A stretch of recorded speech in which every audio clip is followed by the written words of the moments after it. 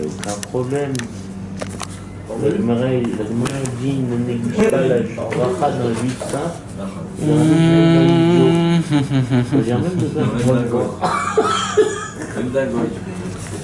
Non, il ne faut pas prendre. Vous êtes prêts, les amis? Ce soir, on va aborder deux sujets. Deux sujets. Un sujet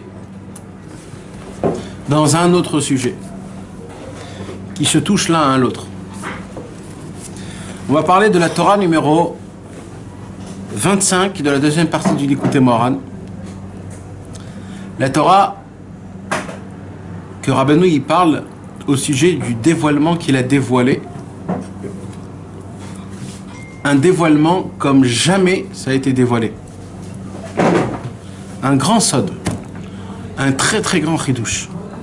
Aujourd'hui, c'est très connu, tout le monde en parle parce que ça a été diffusé et Rabbi Nachman a parlé. Mais à l'époque, le concept en lui-même, il n'existait pas. Et Rabbi Nachman de Breslav a dit, c'est pas moi qui l'ai inventé, ça. C'est pas un chidouche de moi. Il dit Rabbi Nachman, ça vient de Avraham, Yitzhak et Yaakov. Mais il s'est passé quelque chose, c'est que ce chemin-là, il a été oublié jusqu'à aujourd'hui. Et moi, je vais réveiller ce travail-là, ce nouveau service divin, ce chidouche.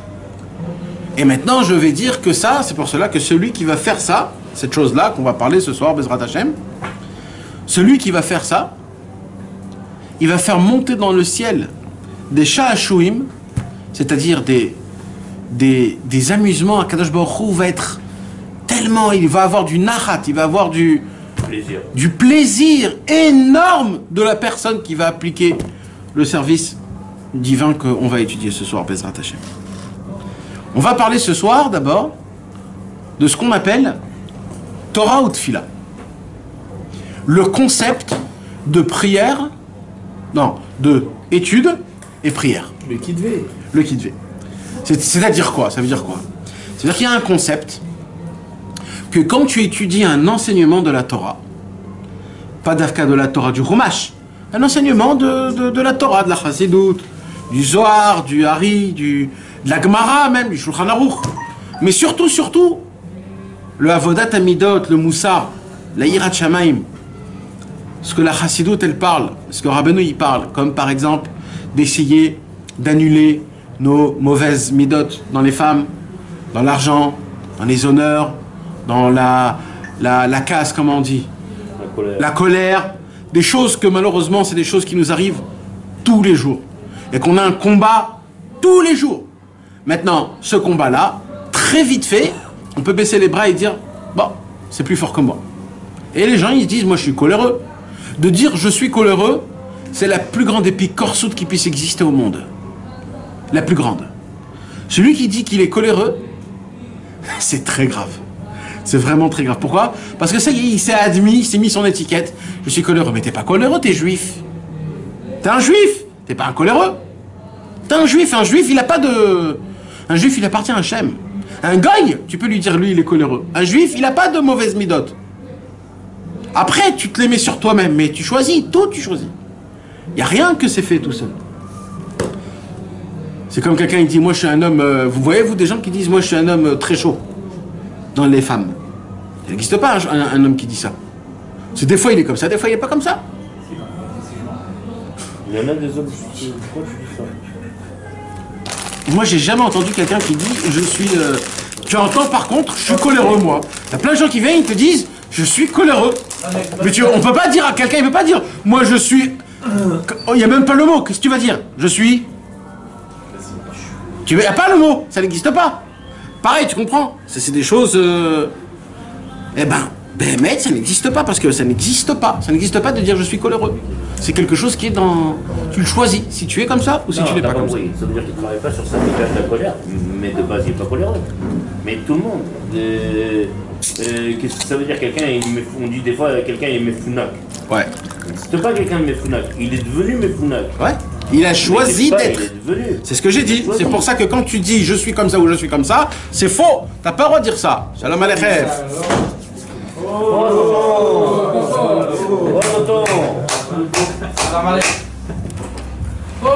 Ça va, tonton? C'est pour ça que Rabbeinu, il est quand même, c'est la puissance. Non mais c'est parce que quand on fait la Avodat Hashem chez des autres, pas Chaz Veshalom, c'est pas des justes, mais chez des autres sortes d'Avodat Hashem, Chez les on voit pas qu'on a tous ces défauts. Ouais, il va venir. On voit pas qu'on a tous ces défauts. Non. Rabbeinu, tu fais un coup de trios, frère, et bah, tu prends des coups de massue. Ouais. Non, il ne faut pas le lire, les là, tu faut pas le lire.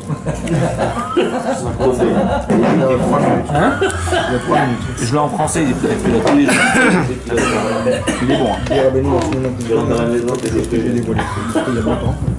Tu l'as lu en français, les côtés de Ça a été perdu depuis. Il m'a dit, moi je vais réallumer ce. C'est la Torah de Fila. Maintenant, mes amis, on va parler, Bezrat Hashem, donc ce soir, sur le Inyan de Torah Tfila. D'accord? On en a déjà beaucoup parlé.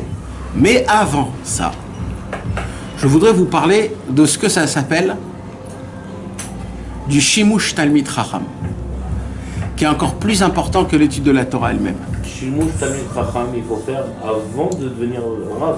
Le Shimush est écrit Shimusha Gadol Milimuda. Le Shimush, il est plus grand que le Limoud lui-même. C'est quoi le Shimush? Bien ça. C'est, toujours je cherche ce mot en français, j'arrive pas à le trouver. C'est la le côtoiement du grand. Donne un exemple. Un exemple.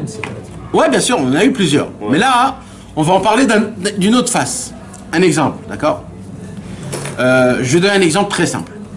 Un mec qui connaît tout le Shulchan Aruch par cœur Behemet, il peut devenir Rav? Ah oui. Eh ben non. S'il n'a pas fait de Shimush? Il faut qu'il aille pendant un an ou je sais pas combien de temps chez un vrai rabbin et le voir comment il répond, comment il entend, comment il... S'il voit pas comment ça se passe, parce que pas tout est écrit. Il y a des choses qu'il faut répondre autrement que c'est écrit. C'est l'expérience, c'est la façon, c'est qui? La pratique. Mais c'est impossible. Hein? C'est impossible. C'est presque impossible, mais c'est possible. Ouais, il y a un Dayan à Kochav Yaakov. Il a dit avant de devenir Dayan, j'ai servi 2 ans pendant le Chayyahu. Mais c'est pas les avocats, ils doivent être... Il a servi, non, chez lui à la maison. Vous voyez comment il faisait des C'est un stage, ouais. Tu peux appeler ça un stage. C'est la théorie et la pratique. Voilà, il y a 2 choses différentes. Non, mais parce que dans la normalité, tu dois te dire que la Torah, c'est juste une histoire de connaissance. Il n'y a pas de pratique dans la Torah. Parce que quand on t'appelle, on te demande une... amener les choses, Hein? Quand tu parles de Torah, tu peux pas amener les choses n'importe comment. Oui, Donc, non. y a... Oui, t'as raison. Mais en général, un Rav, il reçoit une question, il doit donner une réponse, tout simplement. Tu comprends? Ça veut dire, comment on met les tefilines? C'est pas compliqué. Oui. Tu lui dis, c'est dans ta main gauche, tu mets dans ta main que... Voilà, tu fais tout. Maintenant, toi, tu sais pas, toi. Peut-être il est gaucher, peut-être il est droité. Alors, déjà, il faut qu'il lui pose la question. C'est pas juste comment on met les tefilines, tu les mets comme ça. Il faut que le Rav, il dise d'abord où tu habites, qui tu es, c'est quoi, comment ça se passe. Tu as des tefilines? Depuis quand t'as pas mis tes tefilines? Ça fait depuis très longtemps, alors il faudrait les voir, tes tefilines. Et ainsi de suite. C'est-à-dire, il doit rentrer dans ton concept pour essayer de t'aider. Maintenant, un Rav normal que lui, il a juste lu ce qu'il a écrit, il va dire ce qu'il a écrit. Tu comprends? Maintenant, quelqu'un qui a vu comment un autre Rav, il répond à ce genre de questions, faire la même chose. Ça s'appelle le shimush. Shimush, c'est-à-dire en littéral. La pratique. Voilà. L'application. C'est qui le Rav qui parlait pas beaucoup à Breslev? Il y avait un Rav qui parlait pas beaucoup à Breslev. Quand je répondis, il était Medouyak, Rabbi Shmuel Shapira. Rabbi Shmuel Shapira, il parlait jamais. Que à Purim il parlait, quand il buvait. Quand il buvait, il se lâchait. Mais toute l'année, rien. Et comme ça, de temps en temps, il disait un mot. Même chez l'époque de Rabbeinu, il y avait un tzaddik qui parlait pas beaucoup. À l'époque de Rabbeinu, je me rappelle pas. Je me rappelle pas. J'ai lu ça hier dans les supports de Rabbi Yitzhak Binder. Il me y avait rappelle. un tzaddik qui parlait pas. Je me rappelle pas. Je me rappelle pas. Ouais. On va faire le four par Refoua Shelema dans l'enfance. Ouais, Refoua Shelema de Nes Menachem Mendel Ben. C'est pas Menachem Mendel. Nes Menachem Mendel Ben Non, Sarah. pas Mendel. Gamou, Nes Menachem Ben Chloé, Sarah, Dolly. La grand-mère, je lui dois un message, elle, mon frère. Elle a dit C'est qu'elle a Menachem Mendel. C'est pas Menachem Mendel, c'est Menachem Mendel, elle a rajouté. Ok. Ok, Bezrat Hashem. Lui, il y en avait encore 2-3 encore, j'ai entendu. Yehuda Ben Mazal. Yehuda Ben Mazal. Et malheureusement que Akadosh Baruch Hu, il ait pitié de tous ces enfants qui ont eu des tsarotes ces derniers temps. Bezrat Hashem, et qu'on fasse tous teshuva. C'est celui avec le chien, le Ouais, laisse, ouais, le chien. 90, il a donc 90 points. Tov, Shem Yazor, Bezrat Hashem. Au Hachem, ils n'ont pas touché les yeux. Ça n'a pas touché les yeux. Alors maintenant, ce soir, mis à part ça, donc on va parler du chimouche. C'est quoi le chimouche? Alors, Mais le yin du chimouche, c'est que pour devenir rab ou on te le demande aussi ailleurs? c'est ce qu'on va étudier maintenant. Moi, j'ai parlé, pour expliquer à David Elbaz, le yin du chimouche simple. Maintenant, il y a un autre yin de chimouche. Par exemple, je vais donner un exemple dans Breslev, parce que c'est très courant dans Breslev. Rabbi Nachman de Breslev, ce que je vais vous donner, mes amis, c'est les bases de Breslev, mamash, ça veut dire. Mais mamash. Non, mais c'est vraiment les bases. C'est-à-dire, sans ça, tu peux tourner en rond des années. D'accord? Alors, chez les Rabbeinu, Chas Shalom, je vais parler simple, hein, ne me prenez pas il y a un problème chez Breslev.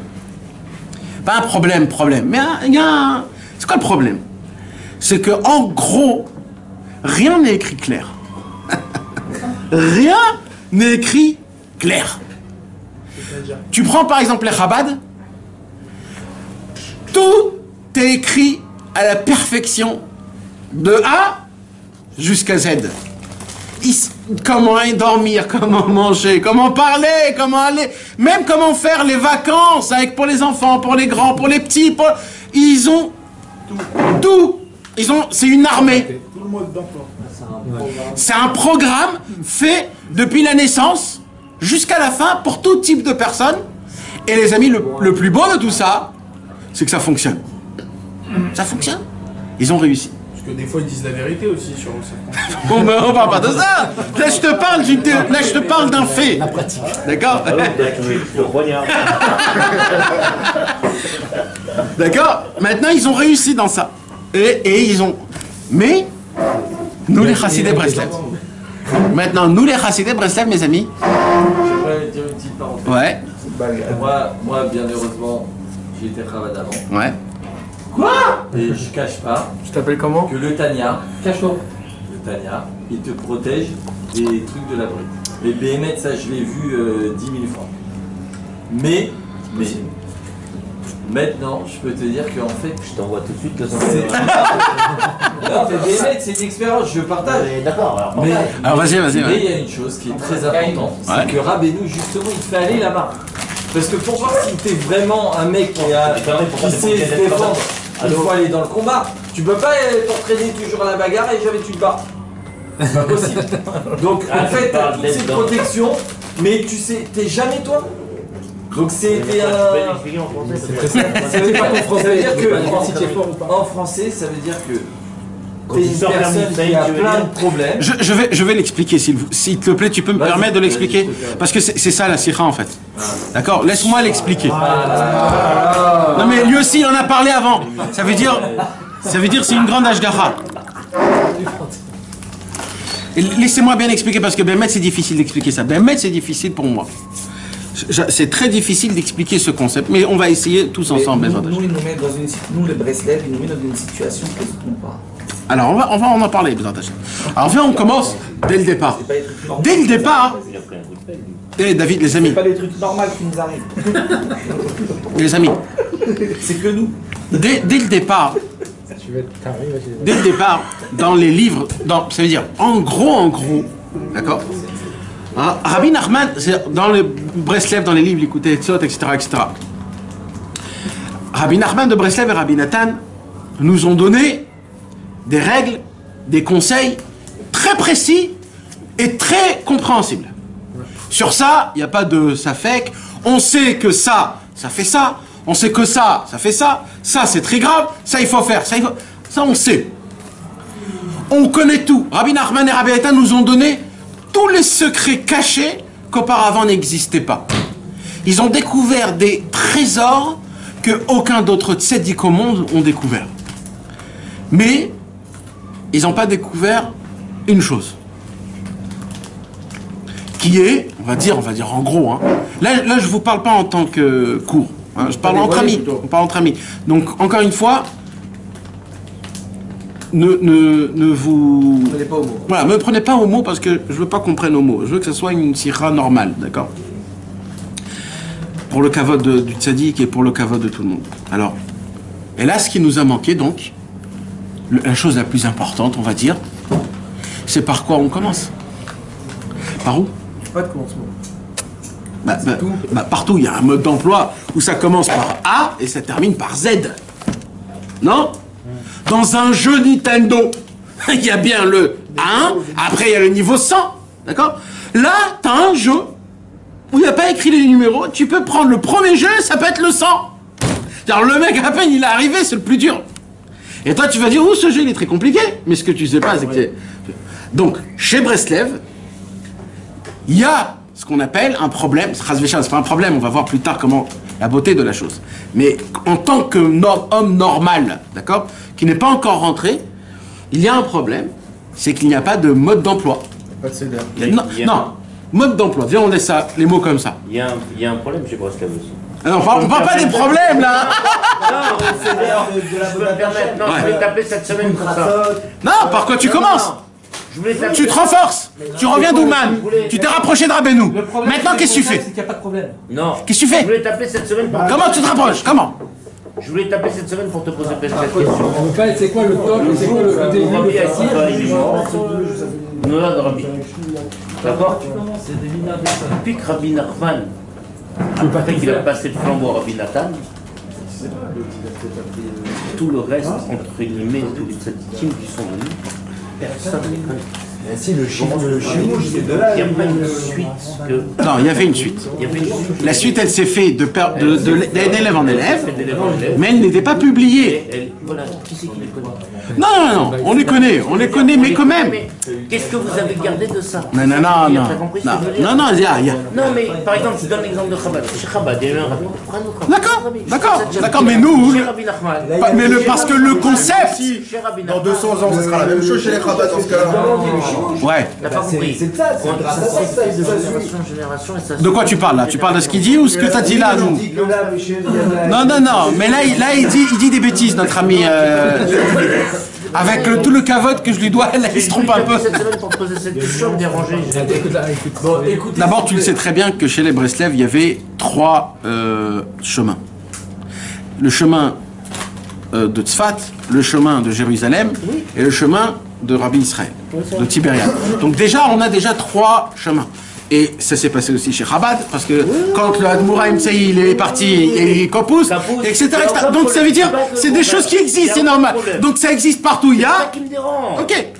Nous, on a une anaga, c'est pas ça le Inyan, on connaît exactement, il n'y a pas de marloquette dessus.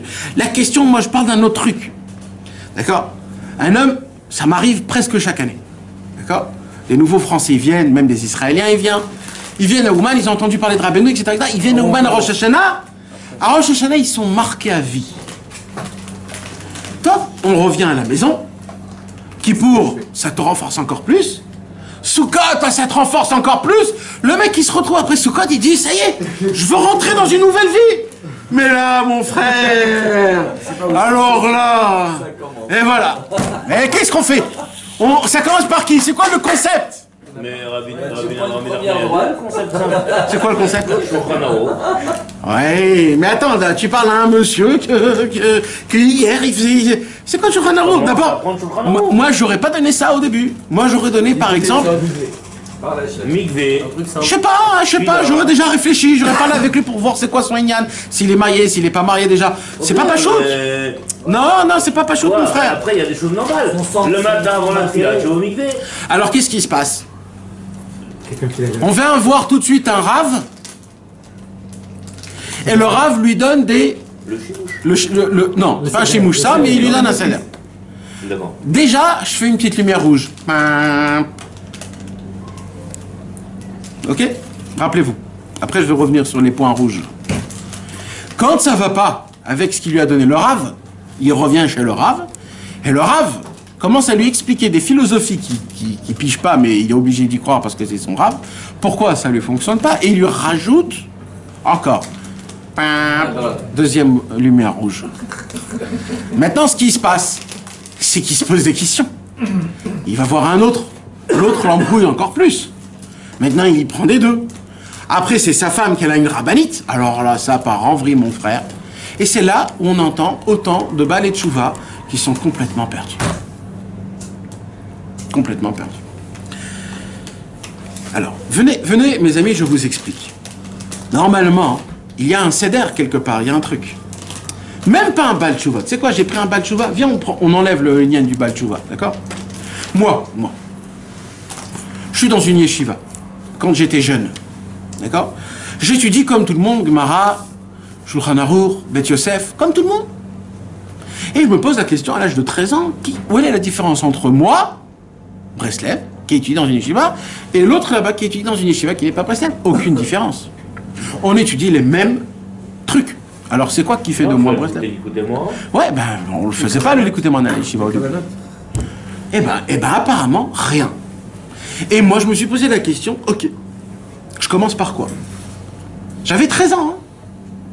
Je commence par quoi? Mais il y a un seder la yeshiva. Oui, mais dans le seder de la yeshiva, il n'y a pas de Breslev à cet âge-là. Il n'y a pas. Il n'y a pas. Il y a une petite demi-heure, une petite lettre de Rabbi Nathan par jour, c'est tout. Rien d'autre. Et ils n'ont pas donné un seder que le matin on se lève au mikvé? Oui, ça c'est les chassidim. On fait la tefila. Ça c'est les chassidim, tout ça. Alors, ça mais non, mais moi, je me suis posé la question, c'est quoi la différence de Breslev, de moi? Je suis dans une yeshiva qui s'appelle Yeshiva de Breslev. Pourquoi ça s'appelle Yeshiva de Breslev?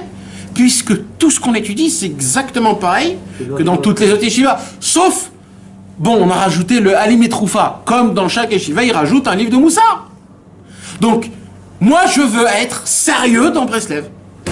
Alors, oui, j'avais mon père, j'avais Rabbi Israël avant, j'avais etc. Mais maintenant, de moi-même, j'ai l'âge de 13 ans, de moi-même. Je suis maintenant un homme, je veux maintenant avancer. Comment? Qu'est-ce que je fais? Eh bien, j'étais perdu. Mais vraiment perdu. J'ouvre le Likutei Moharan, je comprends pas. Si j'ai pas quelqu'un qui m'explique, je comprends pas. J'ai 13 ans, c'est dur à comprendre. Non, t'as une yeshiva de Breslev, pas à l'âge de 13 ans, à l'âge de 16 ans, pas à l'âge de 13 ans. En yeshiva Gdola, pas en yeshiva Ktana. Ouais. Et on commence à faire Hitbod des doutes dans une yeshiva Gdola, pas en yeshiva Ktana. Et tout ça, c'est des choses. Hein? Alors, je me suis dit, et j'ai commencé à chercher à droite, à gauche, à droite, à gauche. Et le problème, c'est quoi? C'est que je suis allé voir les grands, les vrais grands. Et le problème, c'est que chacun me donne un autre conseil. Mais oh, vous n'êtes pas coordonnés, les gars? Vous n'êtes pas ensemble? Je comprends pas. Un, il me dit, fais ça. L'autre, il me dit, fais ça. L'autre, il me dit, oh. Et tous, ils me disent, comme ça m'a dit Rabbi Israël, comme ça m'a dit un tel, comme ça m'a dit un tel. Alors quoi? Comment ça se passe? Qu'est-ce qu'il faut faire? Comment?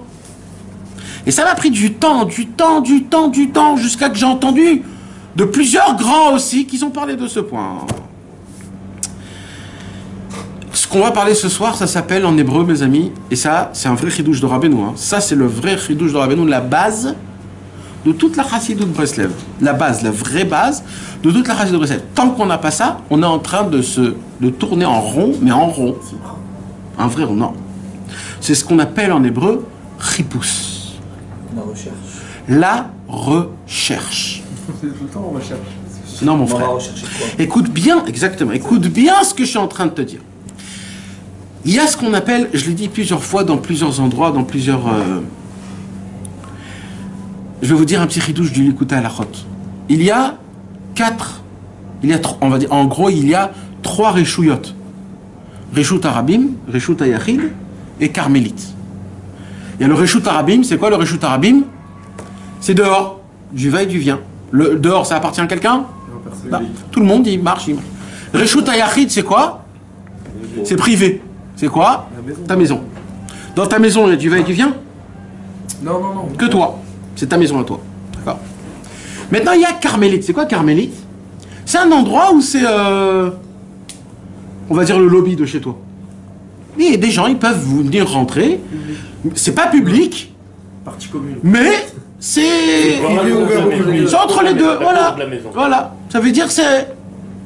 Des fois, ils rentrent. Voilà. On peut te voir. Il y a des gens, ils peuvent rentrer, ils peuvent s'asseoir. Il n'y a pas de problème. Tu vas pas habiter là-bas, mais c'est un passage où c'est... C'est pour les comportements en fait, c'est ça? Maintenant, il dit Rabbi Nachman, dans chaque homme, il y a les 3 réchouillottes. Dans chaque homme. Il y a ce qu'on appelle, dans ton cerveau à toi, Reshut Harabim. C'est quoi le Reshut Harabim? Il y a ta personnalité que tu dévoiles à tout le monde, en public. Non, que tu dévoiles toi-même. Et là-bas, tu es public. Là-bas, il n'y a pas de problème. Comme par exemple, je te demande une petite cigarette. Tout le monde peut te demander une cigarette. Nahon? Pourquoi? Parce que c'est Reshut Harabim. Pourquoi pas? Tiens, un verre d'eau, la mano. Quelqu'un, il te demande où c'est la rue, truc. Tu lui réponds. Pourquoi? Parce que... Mais maintenant, si ce monsieur-là, il dit bonjour, est-ce que je peux dormir chez toi à la maison? Il dit, mais... Qu'est-ce que t'as? Je te connais pas, qui tu es, pourquoi tu veux rentrer chez moi à la maison? Là, il y a le Reshut Hayarid, là. Là, c'est qui que tu fais rentrer chez toi à la maison? Tes copains, proches, ta famille. C'est que eux. Il dit, Rabbeinu, il y a des gens dans ton cerveau qui peuvent t'influencer. Toi, tu peux l'influencer, mais ils sont très petits, ces personnes-là. C'est des personnes qui sont très proches de toi. Comme les gens que tu fais rentrer dans ton Reshut Hayarid. Il y a aussi ton Reshut Hayarid. Il dit Rabbi Nathan, mais même dans le Reshut Hayarid, écoute bien ça. Dans le Reshut Hayarid de Rabbeinu, il y a même un endroit chez toi à la maison que là-bas tu fais rentrer personne. Ta chambre. Là-bas, tu veux qu'on m'embête pas. Que ça soit l'homme que j'adore le plus au monde, que ça soit l'homme que... Mais, les enfants. Oui, mais il y a un endroit où je veux pas qu'on me casse la tête. C'est tout, c'est tout. Ça s'appelle les Arba Hamot. C'est les... À part du Reshut Hayarid, il y a mes Arba Hamot. Moi, j'ai pas le droit de rentrer dans tes Arba Hamot. Toi, t'as pas le droit de rentrer dans mes Arba Hamot. Pas parce que j'ai pas le droit, parce que ça se fait pas. J'ai besoin de mon espace, tout simplement. Maintenant, j'ai mon Reshut Hayarid. Oui, t'es mon ami, tu peux rentrer chez moi à la maison. Mais tu vas pas rentrer dans mes couettes et dans mes habits. Il y a un minimum de... Laisse-moi un peu respirer. Quand tu vas chez un ami, tu rentres pas dans sa chambre à bouger. Nahon. Tu peux rentrer dans un canapé, il te donne même une chambre. Mais à ma chambre, j'ai mon lit. Nahon. D'accord. Le parallèle, je sais pas. Alors attends, maintenant je vous explique. Il dit Rabbi Nachman comme ça. Chaque homme, il a son reshut. Il a son, comment on peut appeler ça, son domaine. Son espace. Maintenant, chaque homme, son travail, c'est pas le même de son ami. Moi, mon travail à moi, même si j'ai réussi avec mon travail à moi, je ne pourrai jamais me permettre, dans toutes mes conditions à moi, de venir et de te dire fais comme ça, fais comme ça, fais comme ça, fais comme ça, fais comme ça. Pourquoi? Parce que cette personne, elle rentre dans ton Arba Hamot et elle froisse ton intimité. Elle peut rentrer dans ton Reshut Hayarid, mais pas dans tes Arba Hamot. C'est quoi ton Reshut Hayarid?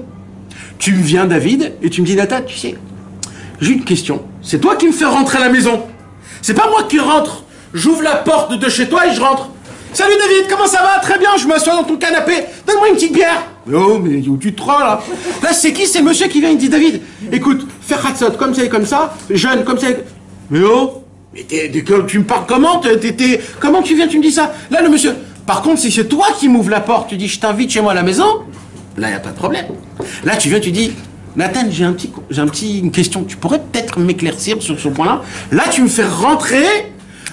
Maintenant, quand tu me fais rentrer chez toi à la maison, il faut que je connaisse mes distances aussi.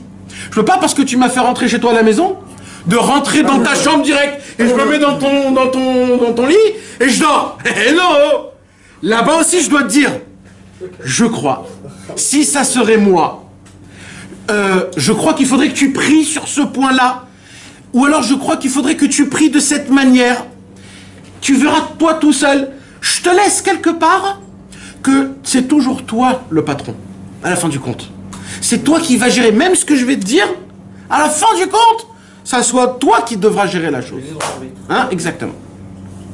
C'est ce qu'on appelle, mes amis, le libre arbitre. Est-ce que vous avez compris, David et Timesti, tu as compris ce que je viens de dire là? Ou t'as tout compris? Vous avez tous compris? Parce que si vous n'avez pas compris, j'avance pas. Le libre arbitre, il est pas bon là-dedans. Pourquoi il est pas bon? Au contraire. contraire, il donne son avis. Attends, jusqu'à la fin, il faut que tu écoutes, parce que j'ai pas encore terminé. J'ai juste ce concept de Réchout Arabim, tu l'as compris? Oui, ça, oui. Ok, alors on reste là. Vous avez tous compris? Non, Usan, t'as compris? Non, t'as pas compris. Si tu veux, je répète. Je répète s'il faut. Dans les exemples que tu as donnés, j'ai réponse, après tu as donné 3-4 exemples, la réponse c'était la prière. Non, un exemple. Tu viens, tu me poses une question, tu dis, par exemple, je te donne un exemple comme ça. J'arrive pas à, comment on dit? Minimiser ma colère. Réduire ma colère. Comment on dit quand quelqu'un il veut se... Pour pas que... Voilà, je veux travailler ma colère. Ok? Ce genre de questions, tu es obligé de les poser. En tant qu'ami. Parce que tu peux pas tout seul. Tu es en train de noyer. Tu connais toi un mec qui s'est noyé, qui s'est sorti tout seul de la mer? Personne. Quand un homme se noie, il a besoin de quelqu'un d'autre qui lui tend une main. Ou qui lui tend une bouée. D'accord? Alors, il y a aussi Rabbeinu. Mais Rabbeinu, c'est avant que tu t'es noyé. Quand tu t'es noyé, là-bas, tu ne peux pas ouvrir. Tu ne peux pas bouquiner là-bas. Tu es en train de te noyer là. Il y a des moments où tu peux pas. Il n'y a pas le temps d'ouvrir des livres. Tu as compris? Tu t'es rentré en colère, d'accord? Tu t'es mis en colère envers, on va dire, ton fils. Pas toi, quelqu'un d'autre. Et là, tu es en colère, voilà. Il y a un truc qui t'énerve. Ça fait 2-3 jours, ça t'énerve, ça t'énerve, ça t'énerve. T'en peux plus, tu sais plus quoi faire. Là, mon frère, tu vas ouvrir des livres, tu vas rien voir, tu vas rien voir. Ton cerveau est fermé. Un homme, il aime une femme. Il aime une femme. C'est rentré dans son cœur, dans son cerveau. Voilà. Il peut plus rien. Et maintenant, il est marié, hein. Il y a une autre femme, il a flanché devant elle. Tu peux ouvrir tous les livres que tu veux dans le monde, il n'y aura rien qui va te parler. Donc là, qu'est-ce que tu fais? La Nekouda du Chaver. Là, tu as besoin de l'ami. Là, tu as besoin de quelqu'un qui vient et qui te donne une baffe. Qui dit, oh, réveille-toi! Là, tu as besoin de quelqu'un qui vient ou alors qui t'embrasse, qui te dit, t'inquiète pas, je suis avec toi, mon frère. Oh. Ou alors, là, tu as besoin d'un conseil. T'as pas un conseil? Alors là, tu me fais rentrer dans ton Réchout Ayachid. Tu me racontes un truc intime. Intime! Une fille que j'ai flanché d'elle il y a très longtemps, je la revois aujourd'hui. Dans ce Réchout Ayachid, est-ce que t'es Mekabel ou t'es pas Mekabel, même l'ami? Alors, quand c'est toi qui l'ouvre la porte, ben vadaï. Non, je lui en parle, mais le problème c'est que t'entends pas ce qu'il te fait pas. Ah, ça c'est un autre problème. Ah, ok, ça c'est un autre problème. Ça arrive souvent quand les gens ils te parlent, oui.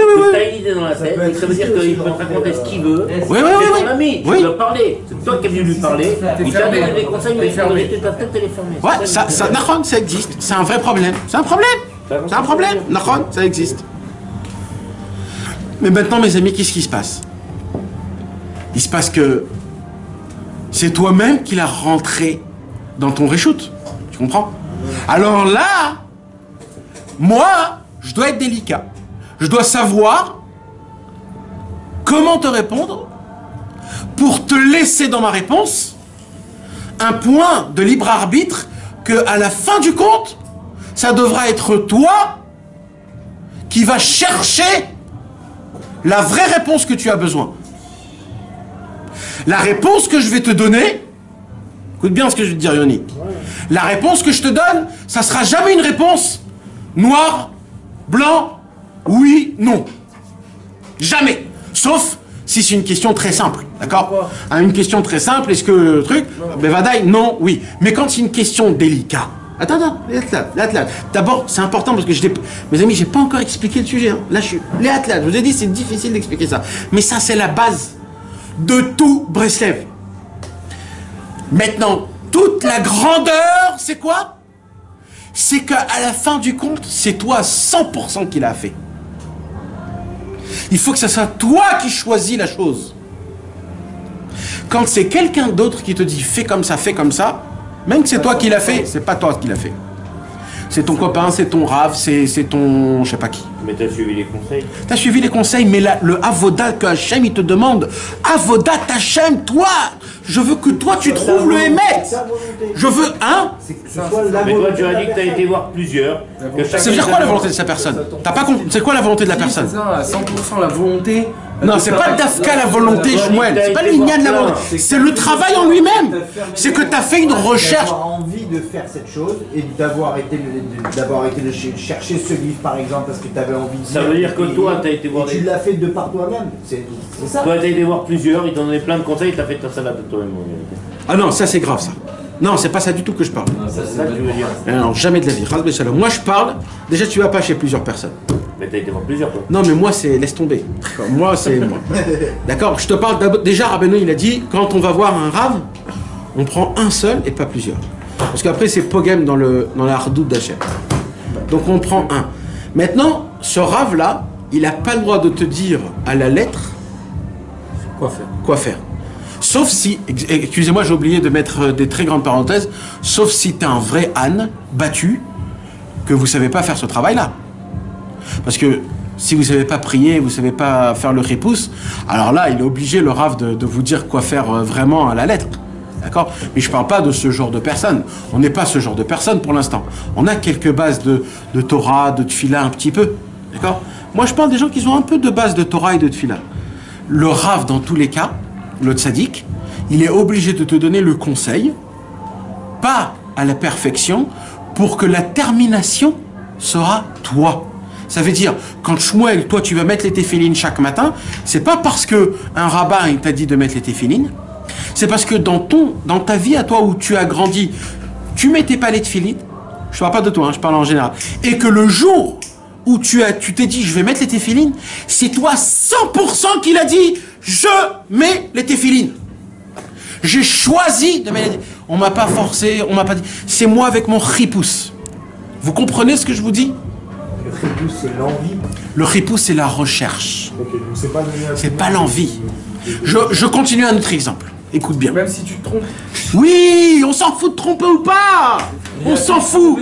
Écoute, il n'y a pas... Exactement, écoute. Tu m'entends, Shmuel?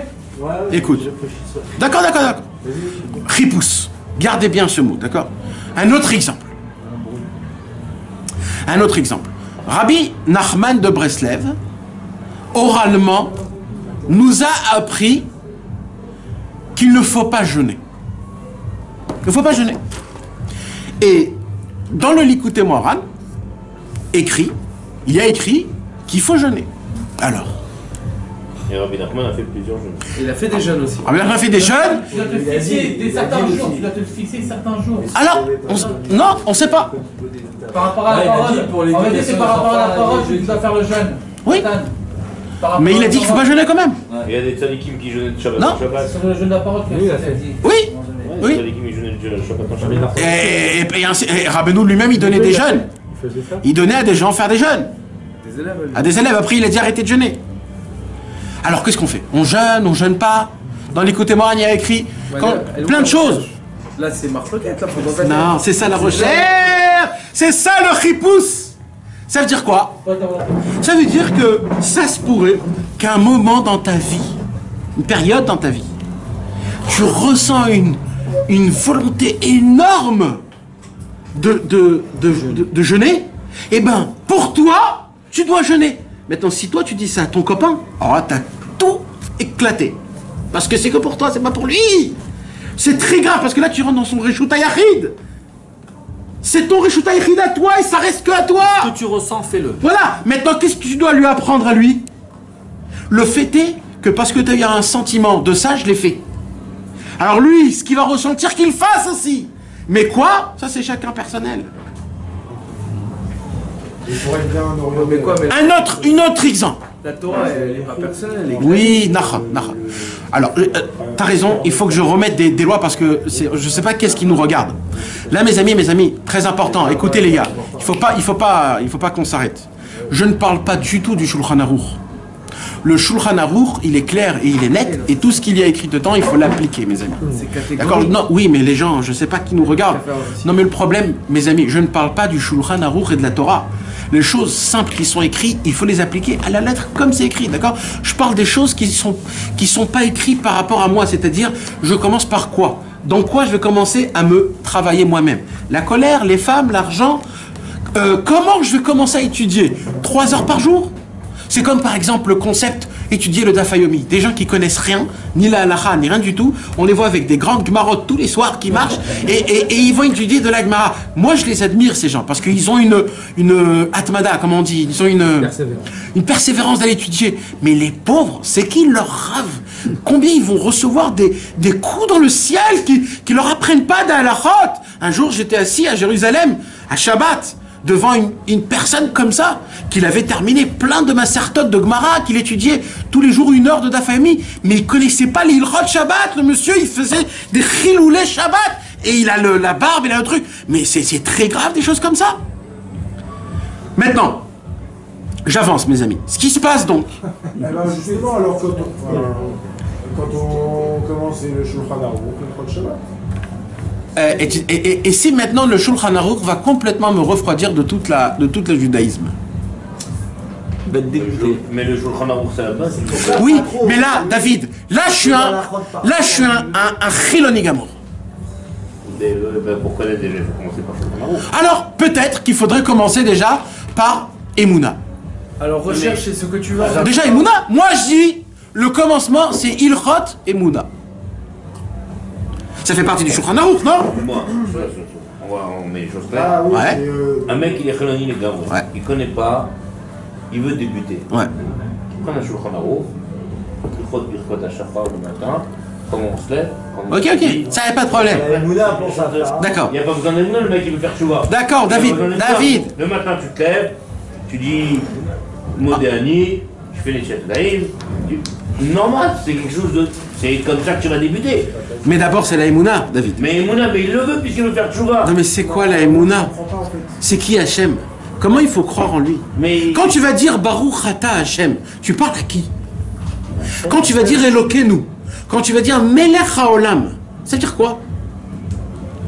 Quand aujourd'hui on fait montrer que Dieu, c'est un grand monsieur, avec un grand... la fourchette, là, comment ça s'appelle là, une fourchette avec habillé en rouge comme ça, avec une grande... et il est là en train... T'as fait une avéra, je vais te donner un coup. C'est comme ça qu'il faut, regardez, c'est comme ça qu'il faut... Ouais, mon frère. Oui, mon frère. C'est pour cela que malheureusement aujourd'hui les jeunes, ils tournent mal. C'est parce qu'ils sont dégoûtés de tout. C'est parce qu'on a rendu la Torah, on a rendu la mitzvot, on a rendu une rasra, un poids lourd comme je ne sais pas quoi. Et même nous, si nous on n'applique pas la Torah, si nous on ne fait pas pousser les péotes, c'est parce que nous aussi on le voit de cette manière-là, mon frère. Oui, mon frère. Moi, je veux pas les choses. Si au fond de toi quelque part, sinon tu serais tout de suite avec des péotes et une barbe. Tout de suite. Tout de suite. Parce qu'un vrai juif, il a une péote et des barbes. Mais quel rapport? Mais oui, mon frère, tu vois, ça fait partie du concept. Je ne vais pas rentrer dans ça. Viens, on rentre pas dans ça.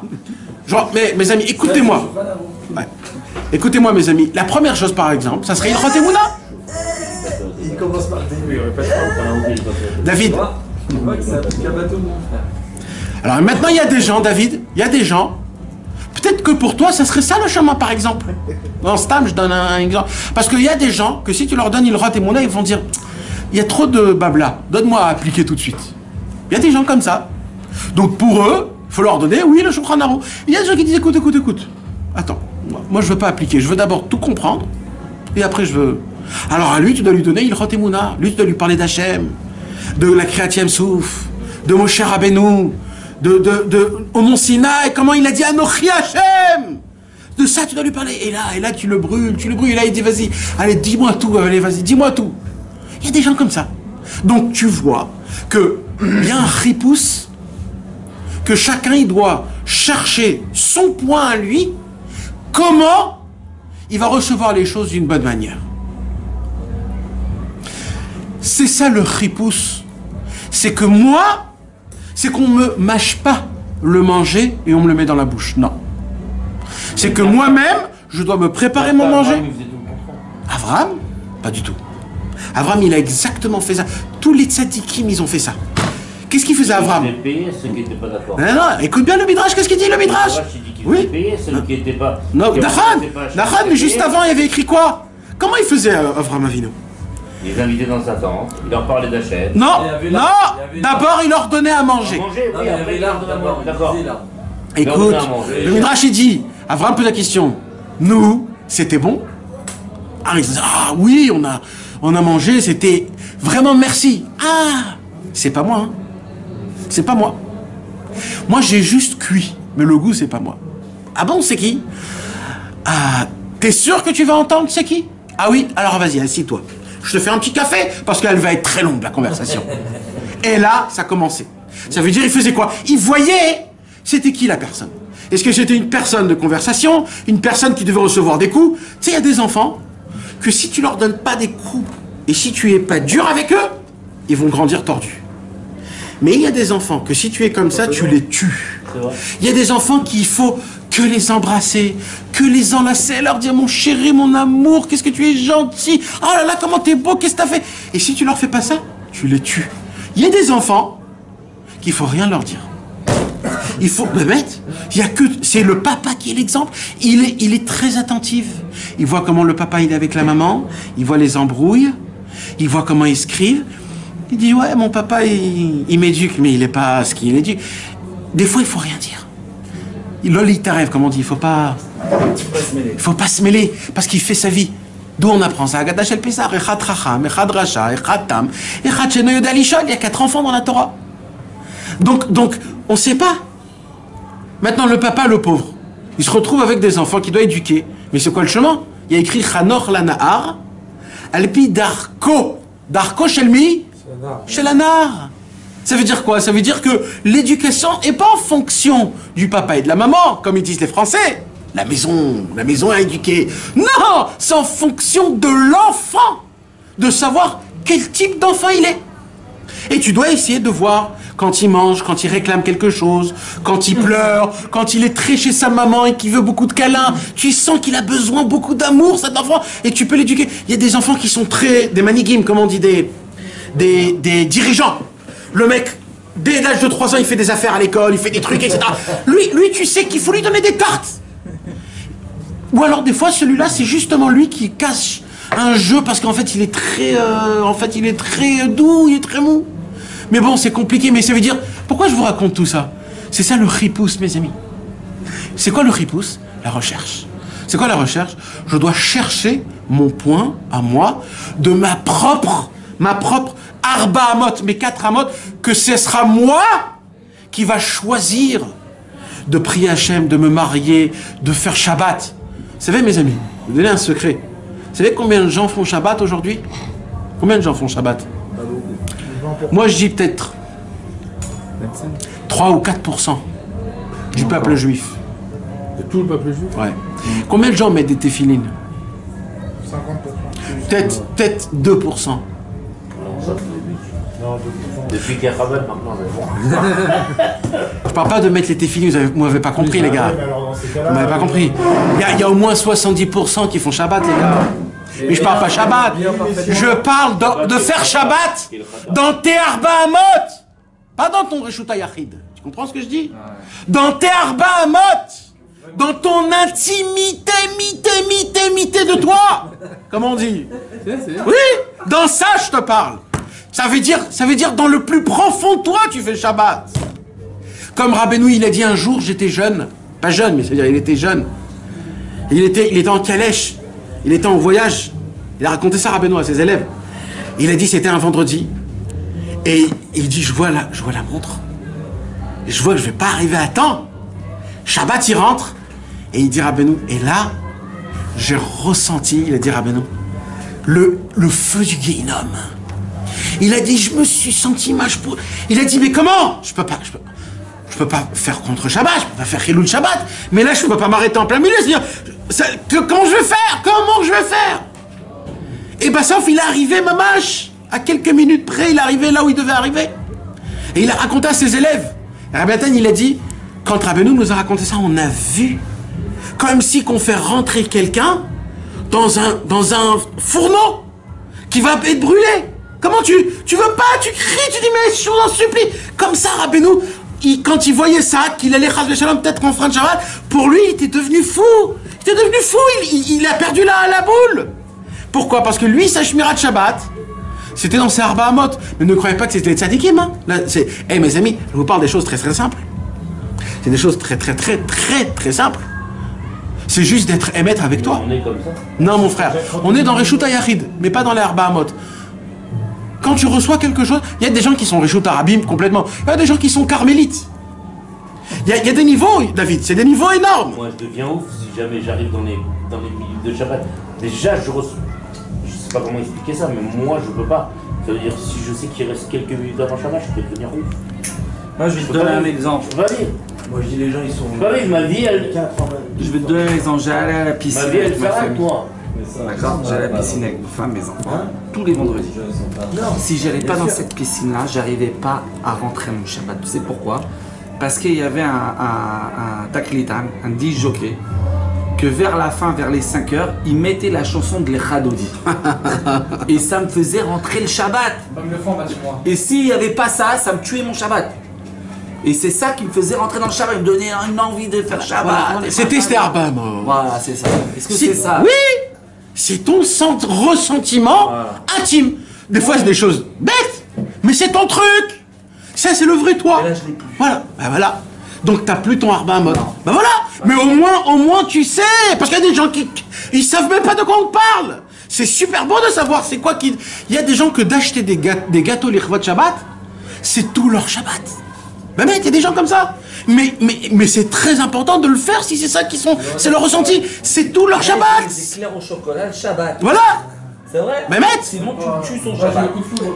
Alors maintenant mes amis, c'est des bêtises tout ça, d'accord?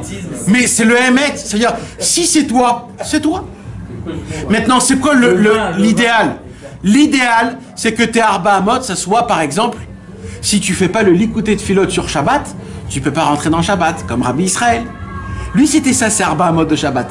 Il fallait qu'il lise tout le likouté de Philot sur Shabbat pour rentrer dans Shabbat. C'était ça son truc. Chacun c'est son truc. C'est ça l'idéal, mais bon, nous on est dans un niveau comme ça. Bah, maintenant, qu'est-ce qui se passe, mes amis? Il y a que ça, c'est un travail qui est difficile. T'imagines? Arba Amot, là tu me parles, c'est un travail qui est très difficile. C'est presque un travail psychologique. Je dois trouver mon point le plus sincère de moi-même pour être là où je suis. Mais qu'est-ce que tu fais avec? Eh ben, maintenant, quand tu vas appliquer Shabbat, t'es le plus sincère. Et Akadosh Baruch Hu, il aime quelqu'un de sincère. Mais si tu l'as pas? Alors, non, alors si tu l'as pas... Alors, attends, on va parler de ça. Alors, le travail, c'est le ripousse. Il faut que je recherche un autre truc. Voilà, le ripousse. Tu commences à chercher le ripousse. Il y a des gens, c'est très facile aujourd'hui. Tu sais pas quoi faire, on te dit quoi faire. Ah, très bien, merci. Très bien. Mais c'est pas ça, c'est pas ton truc. On te donne un chapeau, on te donne une veste, on te donne une ceinture, vas-y, habille-toi. T'es rentré dans le truc, t'es comme tout le monde, c'est fini. Le matin, tu fais comme ça, nous, on a le mina comme ça, on a le siddur comme ça, on fait le truc comme ça. Ah bah c'est très bien, alors je vais tout faire comme c'est écrit. Et là, tu vois des gens qui font tout à la perfection, mais dedans, y a rien. En fait, c'est une bulle énorme, tu fais, poum, elle éclate. Mais ça, c'est une clé énorme. Mais quoi, c'est une clé? Je te dis, c'est la base de tout. Ah oui, Maintenant, attendez, mais laissez-moi expliquer jusqu'à la fin. Est-ce que vous comprenez ce que je suis en train de vous dire? Parce que ça existe chez Breslev énormément. Chez Breslev, pourquoi il n'y a pas d'Orav? Pourquoi il n'y a pas de succession? Parce que tout le Ikaron de la succession, c'est contre ce qu'on vient de dire. Ouais. Donc qu'est-ce qu'il a fait Rabbi Nachman? Il a dit, je vais vous donner toutes les clés de toutes les portes. Mais je ne vais pas vous dire lesquelles ouvrent les portes. Mais tu as toutes les clés. Tu les as. Moi, je veux que quand tu ouvres la clé... Là, faut que je te parle 1 minute. Je te parle par la fenêtre, 1 minute. 1 minute, quand c'est les Hatzadik. 1 minute, quand c'est les Hatzadik. Katan, ça va? Baruch Hashem. Il y a la bat mitzvah de ma fille. Oh, première. Mazal Tov. Finis le cours avec les tzadikim. Dès que ça finit, je veux que tu viennes lui faire une brasse. Bezrat Hashem. Je suis là, je t'attends. Ok, d'accord. On va faire une aussi, on va faire une bracha. Eh, on vient. Tous, venez tous. Allez à manger. Attends, il y a des nouveaux migrants. C'est qui? C'est qui? Bon, alors là, c'est... Alors écoutez, mes amis, écoutez. Alors t'as dit les clés. Ah voilà. Pourquoi il fait ça, Rabbeinu? Rabbeinu, il tout donne un trousseau. Vous savez, mes amis, ce que je vous dis, c'est pas inventé. Un jour, Rabbi Israël, il s'est réveillé le matin. Il a dit, je vais vous raconter ce que j'ai rêvé. C'est beau, ça. Il n'y avait pas ça tous les jours. Hein. Un jour, il vient, il nous raconte ça. Il dit quoi? Il dit, je suis monté en haut dans le ciel et j'ai vu mon maître Rabbi Israël Cordonneur. Je suis attrapé, je l'ai enlacé, je voulais plus le... Ça fait des années, je l'ai pas vu. T'imagines quand c'est ton maître, comment... Ça fait 70 ans que je l'ai pas vu. Ah, comment ça va, comment ça? Il n'avait pas le temps. Il a dit, viens avec moi. Ils marchent, ils vont dans un endroit, ils rentrent dans une maison, dans un couloir très long, plein de portes. Et là-bas, Rabbi Israël Cordonneur lui donne un trousseau, tu sais, le grand rond là avec plein de clés. Il lui dit, tiens, ça c'est pour toi. Il a dit, mais c'est quoi? Il dit, voilà, ça, c'est toutes les clés de toutes les portes. Maintenant, comment ça? Tu t'arranges. Toutes les clés, tu les as. Maintenant, ton travail, le seul travail, c'est de trouver la clé qui fonctionne avec la porte. Oui, mais c'est comme tu avais dit la dernière fois, il faut faire une étude. Une? Nachon, Chaque étude que tu fais d'un rave, d'un tzaddik. Oui. Mais vadaï, sur ça, il n'y a aucun problème. D'ailleurs, c'est quoi ces chambres? C'est les études. Ouais. C'est les études. C'est chaque soir, quand on dort directement, Nachon. Mais vadaï, c'est une étude. Attends, on va parler de ça. Alors, qu'est-ce qu'il fait? Donc, ça veut dire, c'est pas que il te manque des clés. Toutes les clés, tu les as. Et on t'emmène devant toutes les portes. Les autres, qu'est-ce qu'ils font? Ils ouvrent toutes les portes et ils te disent Tfadal. Rabbeinu, il dit non. Je t'amène dans le lobby et je te donne les trucs. Maintenant, ton travail à toi, c'est le ripous. Cherche la clé qui va à la porte. Pourquoi? Parce que là où tu vas ouvrir la porte, je pourrai te dire et dire à tout le monde et à Hachem, la porte, il a ouvert tout seul. Tout seul, il a ouvert. C'est pas moi qui l'ai ouvert la porte. Et là, si moi j'ai ouvert la porte, c'est que j'ai voulu ouvrir la porte. Et la preuve, j'ai ouvert la porte. Si lui, il m'ouvre la porte, alors il pourra dire, je suis juste rentré. Non, alors ça, pourquoi? Ça marche d'être porté par les épaules d'un géant. Non. C'est lui qui m'a donné les clés. C'est ça, moi qui m'a porté. Il m'a donné toutes les clés, il m'a emmené jusqu'à cet endroit. C'est quoi? Il dit Rabbeinu, il y a toutes les portes, ils sont fermés, mais il y en a une qui est ouverte, il faut que tu ailles la chercher, celle-là. C'est quoi? Ça, c'est un autre ignan. Quand tu es chez un tzaddik, quand tu t'approches d'un tzaddik, quoi? Tu t'approches d'un tzaddik. En vérité, tu es un petit sur les épaules d'un géant. Nachon. Alors ça veut dire quoi? Ça veut dire que la porte, lui, t'a aidé à ouvrir la porte. C'est pas dans ce concept-là, David. C'est un autre ignan. C'est un autre ignan, c'est bien que tu l'as dit, mais c'est un autre ignan. Et je vais te répondre ça, Bezrat Hashem, peut-être à la fin du cours. Mais c'est un autre ignan. Même ça, c'est un autre ignan, ce que tu viens de dire. Qu'il n'y a qu'une seule porte qui t'appartient. Mais c'est une porte, ben mec, c'est vrai. Mais c'est en fonction des périodes. Des fois, c'est une période que c'est cette porte qui va te parler. Des fois, c'est celle-là qui va te parler. C'est ça le ripous. C'est quoi le ripous? Tu vas ouvrir une porte, tu vas rentrer. Mais d'avoir taloué la bille, alors ça veut dire c'est ça? Oui, c'est moi. Mais c'est moi à 100%, pas à 80% ou à 70% ou à 50% ou à 20%. Le problème aujourd'hui, c'est quoi? C'est qu'on t'enlève ton libre arbitre. Ça veut dire quoi? Écoutez l'histoire que je vais vous raconter. Rabbi Shmuel Horvitz, avant c'était un chassid Chabad, de père et de fils. Son père était l'élève du Tzemar Tzedek. Ouais, et il habitait à Tzfat, dans la Beth HaKnesset que le Tzemar Tzedek avait instituée à l'époque à Tzfat. Et quand le Tzemar Tzedek il est parti de ce monde, son père, il n'a pas tellement continué parce que, bon, il était en Eretz Israël, il n'y avait pas de contact, c'était difficile, etc., etc. Mais ils ont grandi dans ce rouar-là. Rabbi Shmuel Horvitz, il avait déjà entendu parler de beaucoup de tzadikim, etc., etc. Surtout à l'époque, à Tzfat, il y avait beaucoup de très grands. Et il a posé une grande question. La question qu'il a posée, c'est que de Moshe Rabbeinu à Rabbi Shimon Bar Yochai, il y a à peu près, on va dire, 1000 ans. 2000 ans. D'accord? Je comprends. Moshe Rabbeinu, il a dévoilé la Torah exceptionnelle, une lumière, etc. Ça a pris du temps pour que le Ham Israël il descende. Donc Rabbi Shimon Bar Yochai est venu, il a renforcé tout le Ham Israël, et il y a eu un vent de Hitrachout, un vent de renouvellement. Mais comme toujours, ça a fait son effet, ça a un petit peu dégringolé. Et de Rabbi Shimon Bar Yochai à Arizal, il y a aussi encore un truc de 1000 ans, on va dire. Mais là, le Arizal est venu, il a dévoilé la Kabbalah, il a mis un vent de fraîcheur avec la Kabbalah exceptionnel, et tout le monde a ébloui, et là, il y a quoi?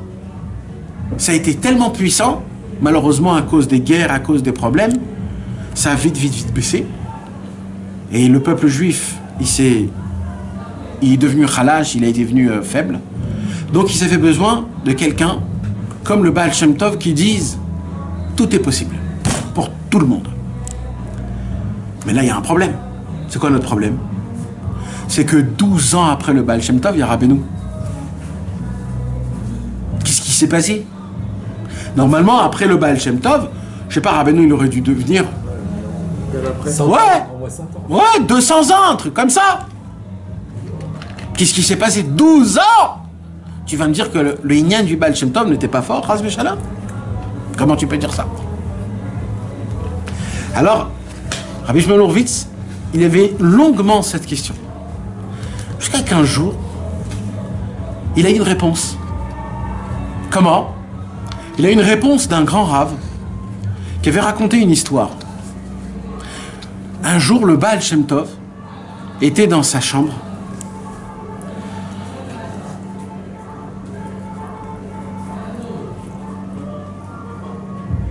Et c'était à la fin de sa vie. Et il y avait un élève qui s'était rapproché de très nouveau. Il vient chez le Baal Shem Tov et dit: Baal Shem Tov, comment vous partez de ce monde? J'ai même pas eu le temps de goûter de vos Torotes. Comment je vais faire? Qu'est-ce que je vais faire? Ça, c'est une histoire très connue. Alors le Baal Shem Tov, il a dit: tu vas aller chez quelqu'un qui donne le libre arbitre. Et le Baal Shem Tov est parti de ce monde. Lui, il était très jeune. Il s'est dit: mais c'est quoi cette réponse-là? Ça veut dire quoi, je vais aller chez quelqu'un qui vient donner le libre arbitre?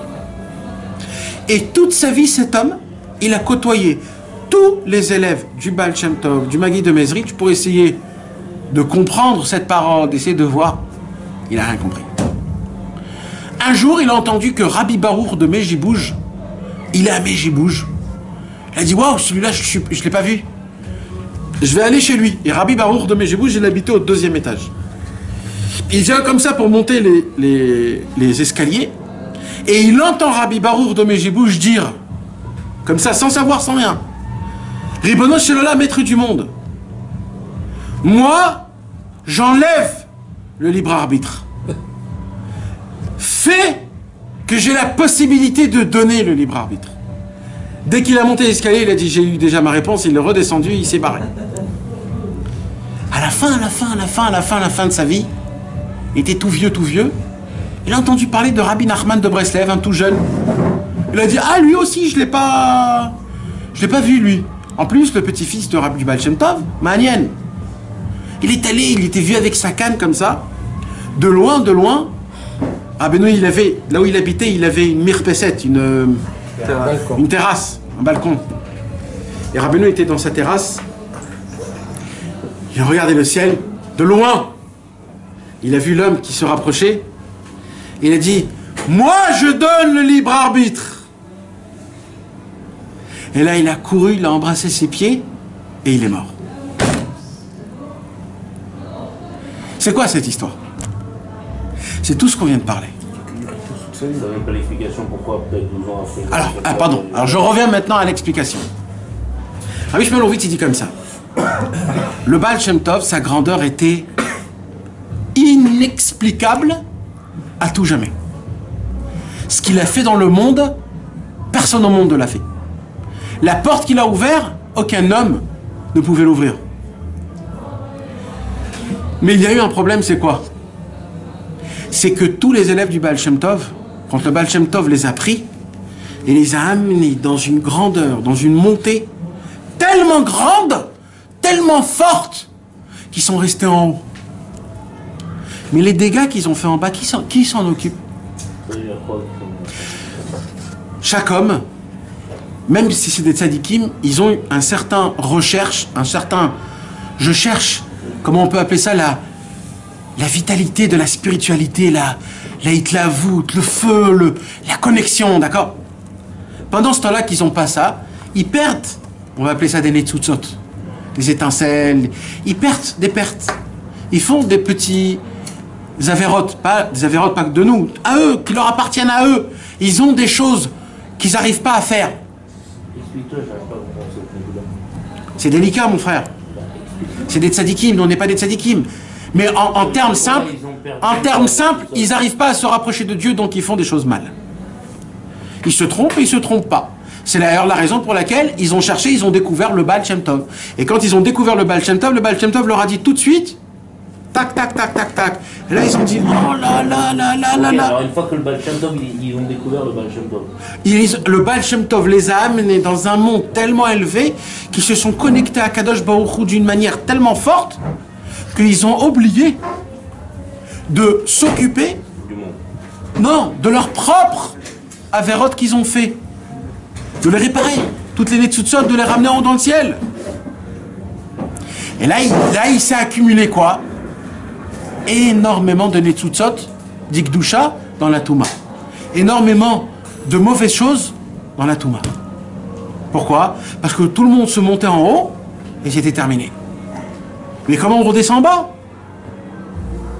Et là, il y a eu une accumulation.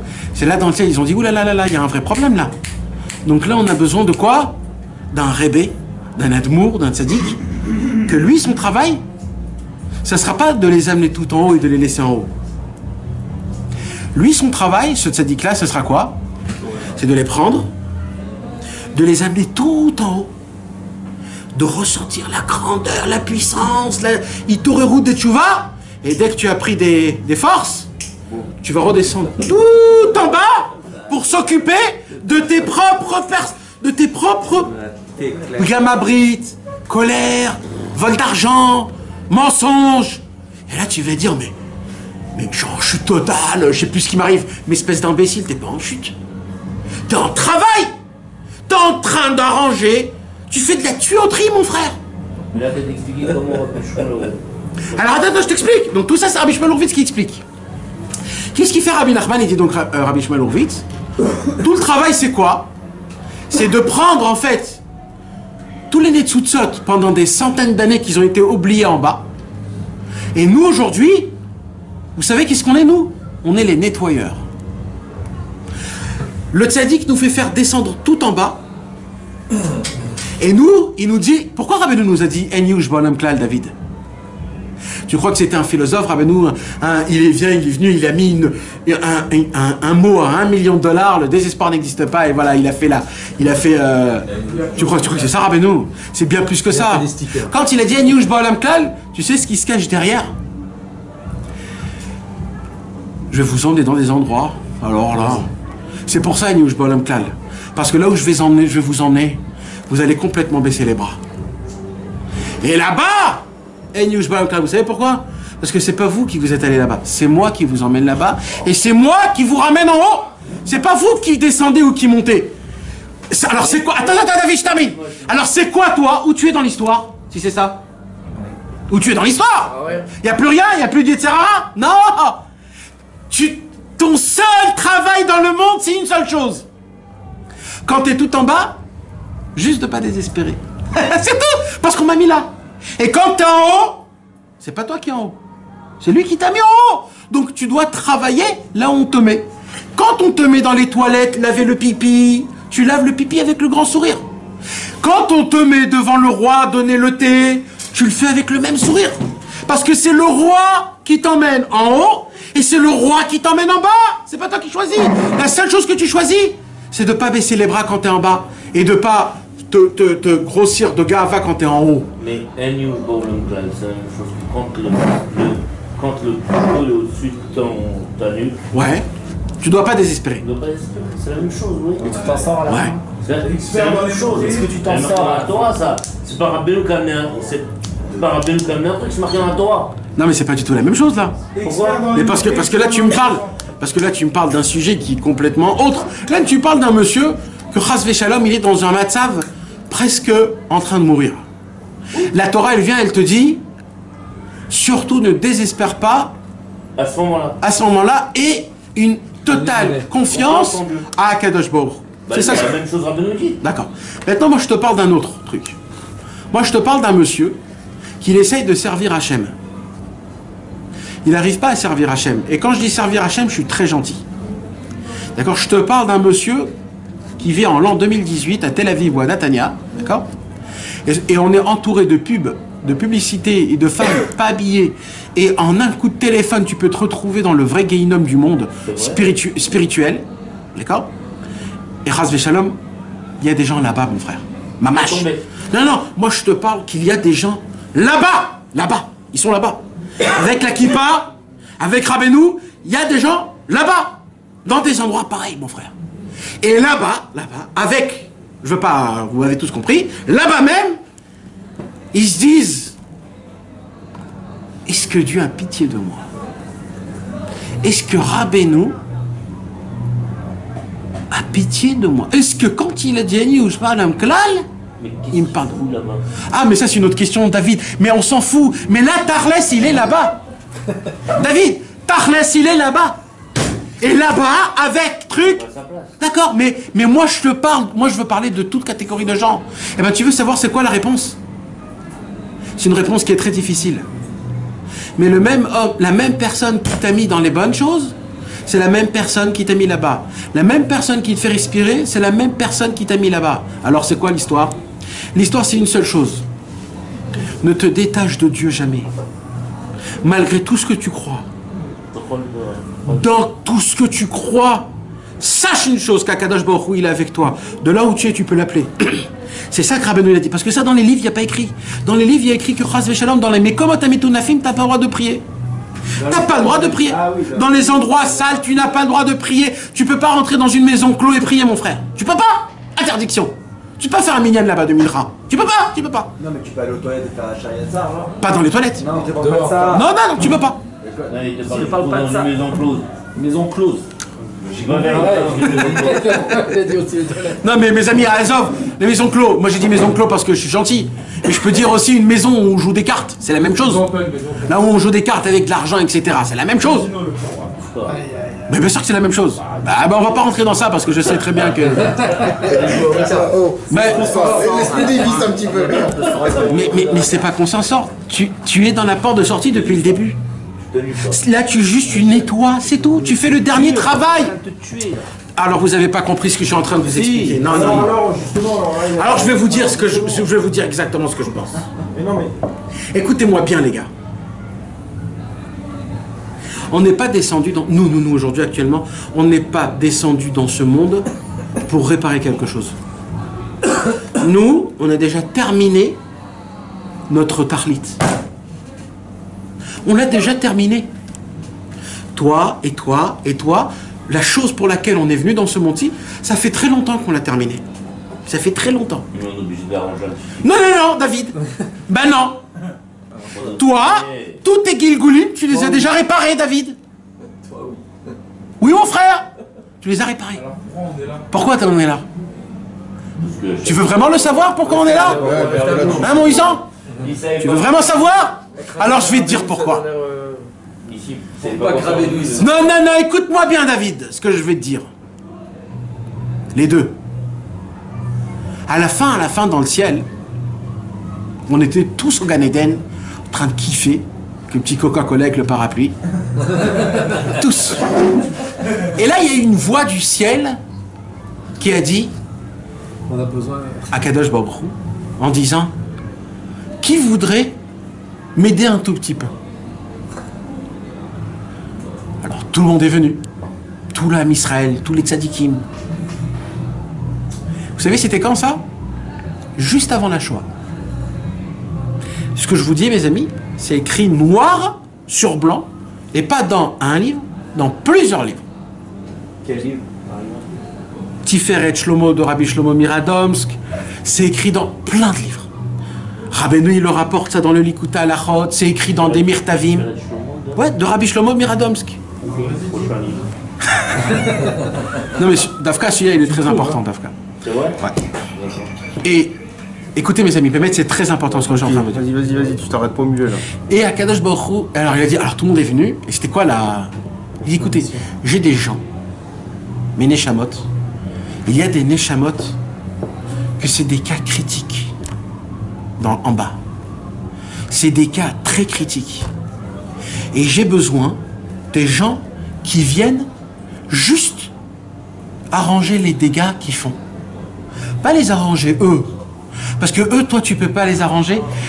On a juste besoin. Ils font tellement de balagan, que le monde est devenu un carnage spirituel. Moi, j'ai juste besoin qu'on nettoie le dégât qu'ils font. Nous aussi, on fait des dégâts. Attends. Sois neutre, usant. Écoute d'abord ce que j'ai à dire. Alors là, il y en a plein qui sont barrés là. Tous ceux qui sont voulus, ils sont tous barrés. Et d'un coup, il n'y avait plus personne. Il dit quoi? Personne veut aider le Ham Israël. On est en galoute, les gars. On est en galoute. Et là, il y en a des petits mecs comme ça, avec les petites gominas, des petits Français, avec la truc Louis Vuitton, marchant avec les kippotes comme ça. On vient avec le truc. Je voudrais. Mais là, en haut, on n'était pas comme ça, en fait. En haut, on était avec une barbe, des péotes, avec une lumière énorme derrière nous. On a tout réparé, on est tous des tzadikim, les gars. Et là, Kadosh Baruch Hu, il a dit, vous savez de quoi je vous parle? Je vous parle de vous salir vos mains, pas par vos péchés, les péchés des autres. Des autres! Mais qui c'est les autres? Des Neshamot, des Tatka Dorot, les Neshamot, ceux qui ont fait le Maboul, ceux qui ont fait la truc de Babel, le Vaudor, ceux-là, les plus nazes, les plus horribles, celles qu'on ne sait plus quoi faire avec eux. On ne sait plus quoi faire. À chaque fois qu'on les fait descendre, il y a un carnage. Il y a un carnage. Allez, non mon frère, c'est notre corps à nous. Et là, Kadosh Baruch Hu, il a dit, vous êtes prêts les gars? Est-ce que vous êtes prêts? Mais vous savez ce que ça veut dire? Ça veut dire que vous perdez votre barbe et vos péotes, vous perdez toute votre beauté, toute votre importance, tous vos habits, vous perdez votre famille. Comment on dit le yichus? L'arbre géologique spirituel. Parce que ça existe ça. Mes parents, mes grands-parents, la petite coûte. Parce que quand vous allez descendre en bas, vous allez tellement vous salir que vous allez ressembler à eux. Et là-bas, la seule chose pour tenir, c'est de se rappeler que je suis le Fils de Dieu propre. Je dois tous les regarder du bon œil. C'est comme ça que je passe le balai. Je vais voir un imbécile qui fait caca tout autour de lui, qui jette un jet d'eau de caca partout. Parce que c'est ça. C'est ça, quand on fait des péchés, c'est ça. C'est un jet d'eau de caca partout. Et toi, tu devras le regarder et dire, qu'est-ce que t'es beau. Qu'est-ce que t'es beau. Exactement. Comment tu nettoies je veux pas dire le mot parce que c'est pour le kavod, mais c'est le vrai mot qu'il faut dire de la... Voilà. De la MERDE, mon frère. C'est toi-même qui as fait les péchés. Et maintenant, écoute. Maintenant, comment tu dois faire? Tu dois les regarder que du bon côté. Et en les regardant du bon côté, le monde se nettoie des excréments à des bonnes odeurs. Et petit à petit, les vraies personnes, les vrais tzadikim, s'occupent de ces personnes-là. Parce que nous, on ne peut pas s'occuper. C'est ça qui dit que... J'ai lu ça hier soir. Il dit qu'il faut vraiment juger les cassottes et quand tu vous regardes d'un mauvais œil. Exactement. Exactement. Mais vadaï, mais combien de fois il le répète, Rabbi Nathan, dans ça? Dans le premier Likuta Halachot. Premier Likuta Halachot, il parle de ça. Maintenant, ça veut dire quoi? Ça veut dire, nous, on est quoi, là? Alors, chacun, il a sa vie. Un, il est né... Mais moi, je me suis fait dégommer. Ouais, d'accord. Mais oui, mon frère. Mais on est tous passés par là-bas pour qu'une seule chose. Et des fois, mes amis, des fois, c'est qui? La racaille. Des fois, c'est qui la racaille, mes amis? Des fois, c'est des gens qui sont très proches de nous. Des fois, c'est des choses qui sont très très proches de nous. Des fois, c'est notre voisin. Des fois, c'est notre famille. Des fois, c'est nos amis. Et le problème, c'est qu'on oublie qu'on est des tzadikim, qu'on n'est pas descendu parce qu'on doit réparer quelque chose. On est descendu pour regarder les taken olam, mais malchut shaddai. 2 minutes, ça veut dire qu'on n'a plus de on n'aura plus. Non. Le tnaï, c'est quoi? C'est que si tu es dans la Torah et les mitzvot, t'es pas descendu pour quelque chose. Tu es descendu pour réparer. Comment? Rien que par ta vision. rien que par ton jugement. Et maintenant, c'est qui? C'est les autres. Mais maintenant, il y a des gens. Mais ça veut dire que quand je te parle du qui? Quand dans la Mishnah c'est marqué là-bas qu'il faut être dans les casse-routes. Aujourd'hui, on porte quand même des jugements sur ça. Ben fataille. Mais c'est ça le problème. C'est que malgré que c'est écrit qu'il y a des millénaires, on ne l'applique pas d'une manière comme il faut.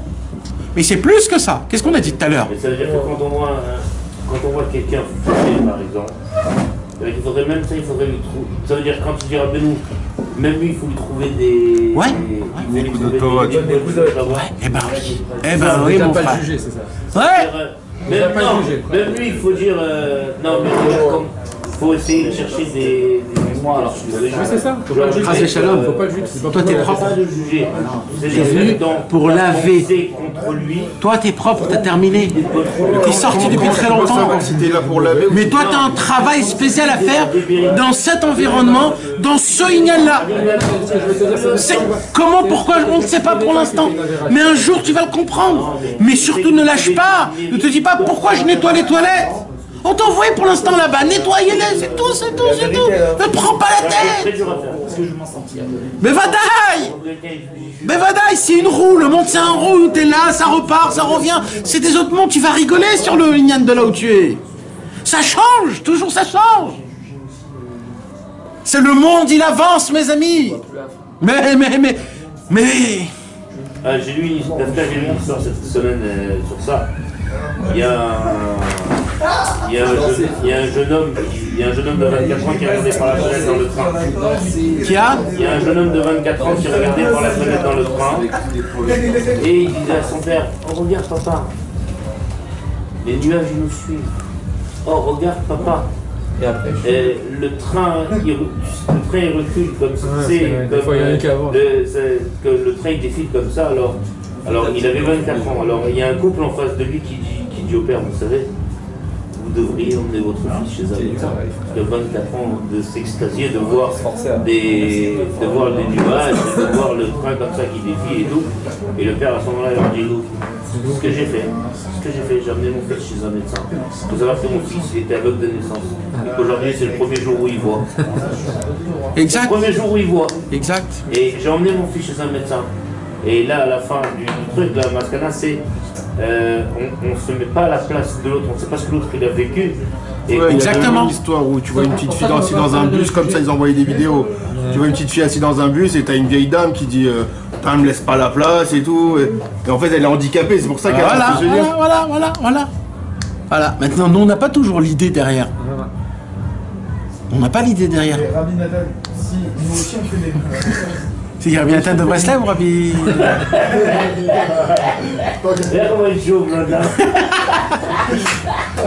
Ouais, mon frère. Nous aussi on fait des choses mal. Tu sais pourquoi tu fais des choses mal? D'abord, tu fais pas des choses mal. Tu sais pourquoi tu fais des choses mal? Écoute bien, David. Pourquoi on a des problèmes? Tu sais en fait qui tu es, toi, Usan? Je vais dire qui tu es. En fait, toi, tu fais partie des élèves de Rabbi Shimon Bar Yochai, qui sont écrits dans le Zohar HaKadosh. Ouais. Et tu veux savoir quelque chose? Aujourd'hui, tu es comme tu es pour une seule raison. Pour que tu puisses comprendre ceux qui sont vraiment comme là où tu vis aujourd'hui. Parce qu'il y a des gens qui vivent aujourd'hui, qui font pas ça, qui font pas ça. Comment tu peux les comprendre, ceux-là? Tu peux pas les comprendre. Alors il faut que tu descendes dans leur catégorie de vie pour que tu puisses les comprendre. Mais rappelle-toi que tu es une neshama très pure, mon frère. Mais attends, ça veut dire quoi? Tu dois vite descendre dans leur catégorie de vie. Rabbi Yochanan Ben Zakkai, écoute-moi ça. Écoute bien, David. Qui n'est pas Shomer Shabbat. Écoute, David, écoute. Tu peux trouver toutes les taranotes que tu veux. Je peux ne pas le juger. Non. Faut pas juger l'action, on avait dit, il faut pas juger l'action. Non, mais je peux pas le juger. Non, t'as pas le droit de juger l'action, c'est-à-dire, quand il a pas fait Shabbat, comment tu le juges du bon côté? C'est pas de le dire, il savait pas. C'est pas ça qu'il faut faire. C'est de lui trouver, mis à part la vera qu'il a fait, un autre point complètement à part, positif. Voilà, c'est tout. Ok. Mais ce mec-là, je peux pas descendre dans son monde pour essayer de comprendre. Nachon. que moi, c'est mon monde. Exactement. Moi, Exactement. je sais que le vendredi mais avant, soir, tu faisais- Exactement, David. Exactement. C'est pour cela, c'est qui que tu dois juger? Toi, c'est ceux qui font Shabbat. C'est qui que tu dois juger du bon côté, David? C'est qui en vérité? C'est les gens proches de toi. C'est le eux d'Afka qu'on les juge pas. Ça commence par ta femme, par tes enfants. Eux, oui, tu les connais très bien. C'est toi que tu dois juger du bon côté. Après, c'est tes copains. Il y a des copains que tu les connais quand même. Tu connais leur vie, tu sais ce qu'ils ont passé. Donc tu dois le dire, mais lui, en vérité, il est gentil cet enfant. Bon, il fait des bêtises parce que malheureusement, on lui a pas appris, mais il est cachour à Hachem. Non, mais il n'y a pas de problème d'avoir envoyé. Donc moi, ce que je te Trouver parle... tous les bons côtés du monde. Mais Je suis pas dans sa toi, position. est-ce que tu dois quand même offrir d'Amitecha? Non. Non. Quoi, non? Non. Non. Alors qu'il y en a dans le four. Ouais, et Rabbi Akiva, il a dit, je m'étonne s'il existe un qui peut l'appliquer. Torah 8 du deuxième. Voilà. Ça veut dire quoi ce que t'as dit? Il écoutait De faire une remontrance. Non. C'est une mitzvah. Il y a une façon de faire il y a une façon. Non, il y a une mitzvah, que quand tu vois un homme qui fait une avera, une obligation de aller venir lui dire, mon frère Baba, assour. Ce que tu fais, c'est assour. Il y a marqué dans ses farmidot. Gentiment, pourquoi tu veux des salons? Et toi, tu dis non. Faut mieux qu'il il a dit à son Rabbi époque. Akiva, il dit non. À son époque, il a dit Je demande qui c'est qui peut Alvaï faire qu'il y ça. ait quelqu'un dans ma génération qui puisse faire ça. Attends, offrir Tocher Admitecha, tu le fais que si jamais l'autre qui reçoit. En plus. Si jamais. Bah, quand même. Eh ben, quand même. Il va dire Alvaï qu'il y en a un qui puisse faire ça. Non, Dans ma génération. Dans ma génération. t'as pas compris. Demain, je te vois. Mais Rabbi Akiva, il a dit ça à sa génération, donc là, qu'est-ce que tu veux? Je te connais, je te vois faire quelque chose. Ouais, mais t'as pas à le faire. Bah, t'as pas à le faire. Je peux venir te voir chez moi. Non, t'as pas à le faire, Tarles. Concrètement, t'as pas à le faire. Par rapport à ça, qui marche comme ça aujourd'hui. Il y avait des Réchaïm à l'époque. Il y avait des Romains. C'est combien de Juifs qui sont allés chez les Romains? Comment je le fais? C'est-à-dire, Ne crois pas, hein. concrètement, t'as pas à le faire.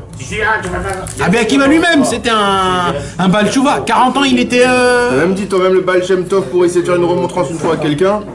Quand il avait vu qu'il avait fait le Birkat Amazon, genre il l'avait bâclé et tout. C'est le Baal Shem Tov, c'est ça, il a, à la fin de son Birkat Amazon, il a dit oh là, Kadosh Baruch Hu, excuse-moi d'avoir. Alors qu'il avait bien fait lui. Mais pour que l'autre il comprenne, excuse-moi d'avoir fait le Birkat Amazon aussi vide. Rabbi Elimelech. Ah, pardon. Mes amis, laissez-moi aborder et terminer le Là, on point. n'a même pas commencé la question. Non, mais on va la faire en 2 tomes parce qu'on peut pas. Non. On peut pas. On peut là. On peut pas. Mais tu veux qu'on manque des points?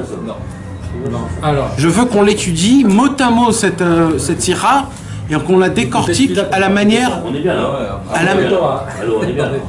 Alors d'accord. Donc je veux pas qu'on la bâcle. Pour une fois, je peux parler. Donc je veux continuer. Je veux continuer à expliquer Ezrat Hashem ce point. Parce que je n'ai pas encore expliqué comment ça s'applique aujourd'hui Tarles. Je vous l'ai dit des dizaines de fois. Vous savez que Rabbi Nachman de Breslev, une histoire qui est très connue. Vous savez combien Rabbeinu il a dit que c'est important au moment de Rosh Hashanah, d'accord? Kol ha'inyan sheli hu Rosh Hashanah, etc., etc. D'accord. Un jour, un homme, un élève de Rabbi Nachman, il vient chez Rabbi Nachman, il dit bonjour Rabbi Nachman, j'ai un problème. Il dit quoi? Il dit j'ai ma kihila dans la ville de Breslev. Et à l'époque, c'est très important que le Rav il est avec sa kihila. C'est lui qui fait les tkiyot, le chazan, qui dit comment ça se passe, etc.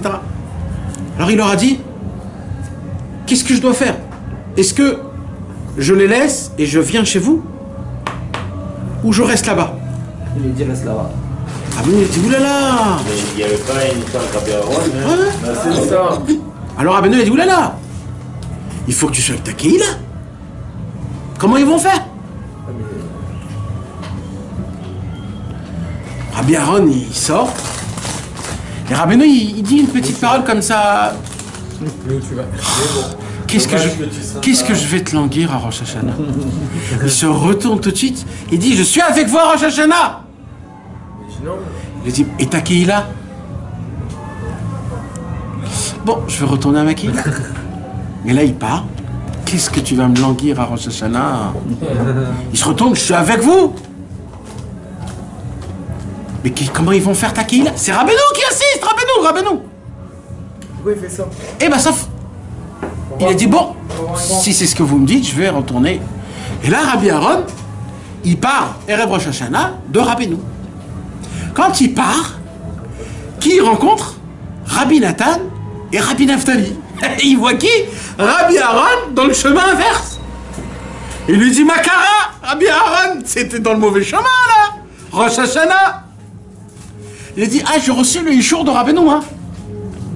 Rabbi Nathan, il a dit à Rabbi Naftali, il lui a dit, même si Rabbeinu nous aurait attaché les pieds et les mains et nous aurait interdit et créé des murailles pour qu'on ne vienne pas, on aurait cassé avec nos têtes les murailles pour venir à Ouman à Rosh Hashanah. Parce que Rabbeinu ne prend pas le libre arbitre. Qu'est-ce qu'il fait Rabbeinu? Il te crée les volontés. Ah, est-ce que je vais te languir à Rosh Hashanah? Qu'est-ce qu'il a dit Rabbeinu? Ratziti shetiyu kechayot anohamot bayar. Rabbeinu n'a pas dit soyez comme ça, faites comme ça, je veux que vous faites comme ça. Un jour, il s'est assis devant ses élèves comme ça, il parlait. Et il disait, purée, qu'est-ce que je voudrais que vous soyez tous des bêtes féroces en train d'hurler toute la nuit dans des forêts. Mon frère, 2 minutes plus tard, il n'y avait plus personne sur la table de Rabbeinu. Plus personne, c'était fini. Et dans la nuit, il est en train de crier. Parce que Rabbeinu, il a juste fait quoi? Il n'a rien dit. Il n'a pas enlevé le libre arbitre. Je vous donne juste l'eau à la bouche. Rabbi Israël Ber. Plein de gens, ils viennent et disent, ouais, on n'a pas entendu des Dvar Torah de Rabbi Israël, etc. Il n'a jamais dit aucune Torah. Jamais. Écrit aucun livre.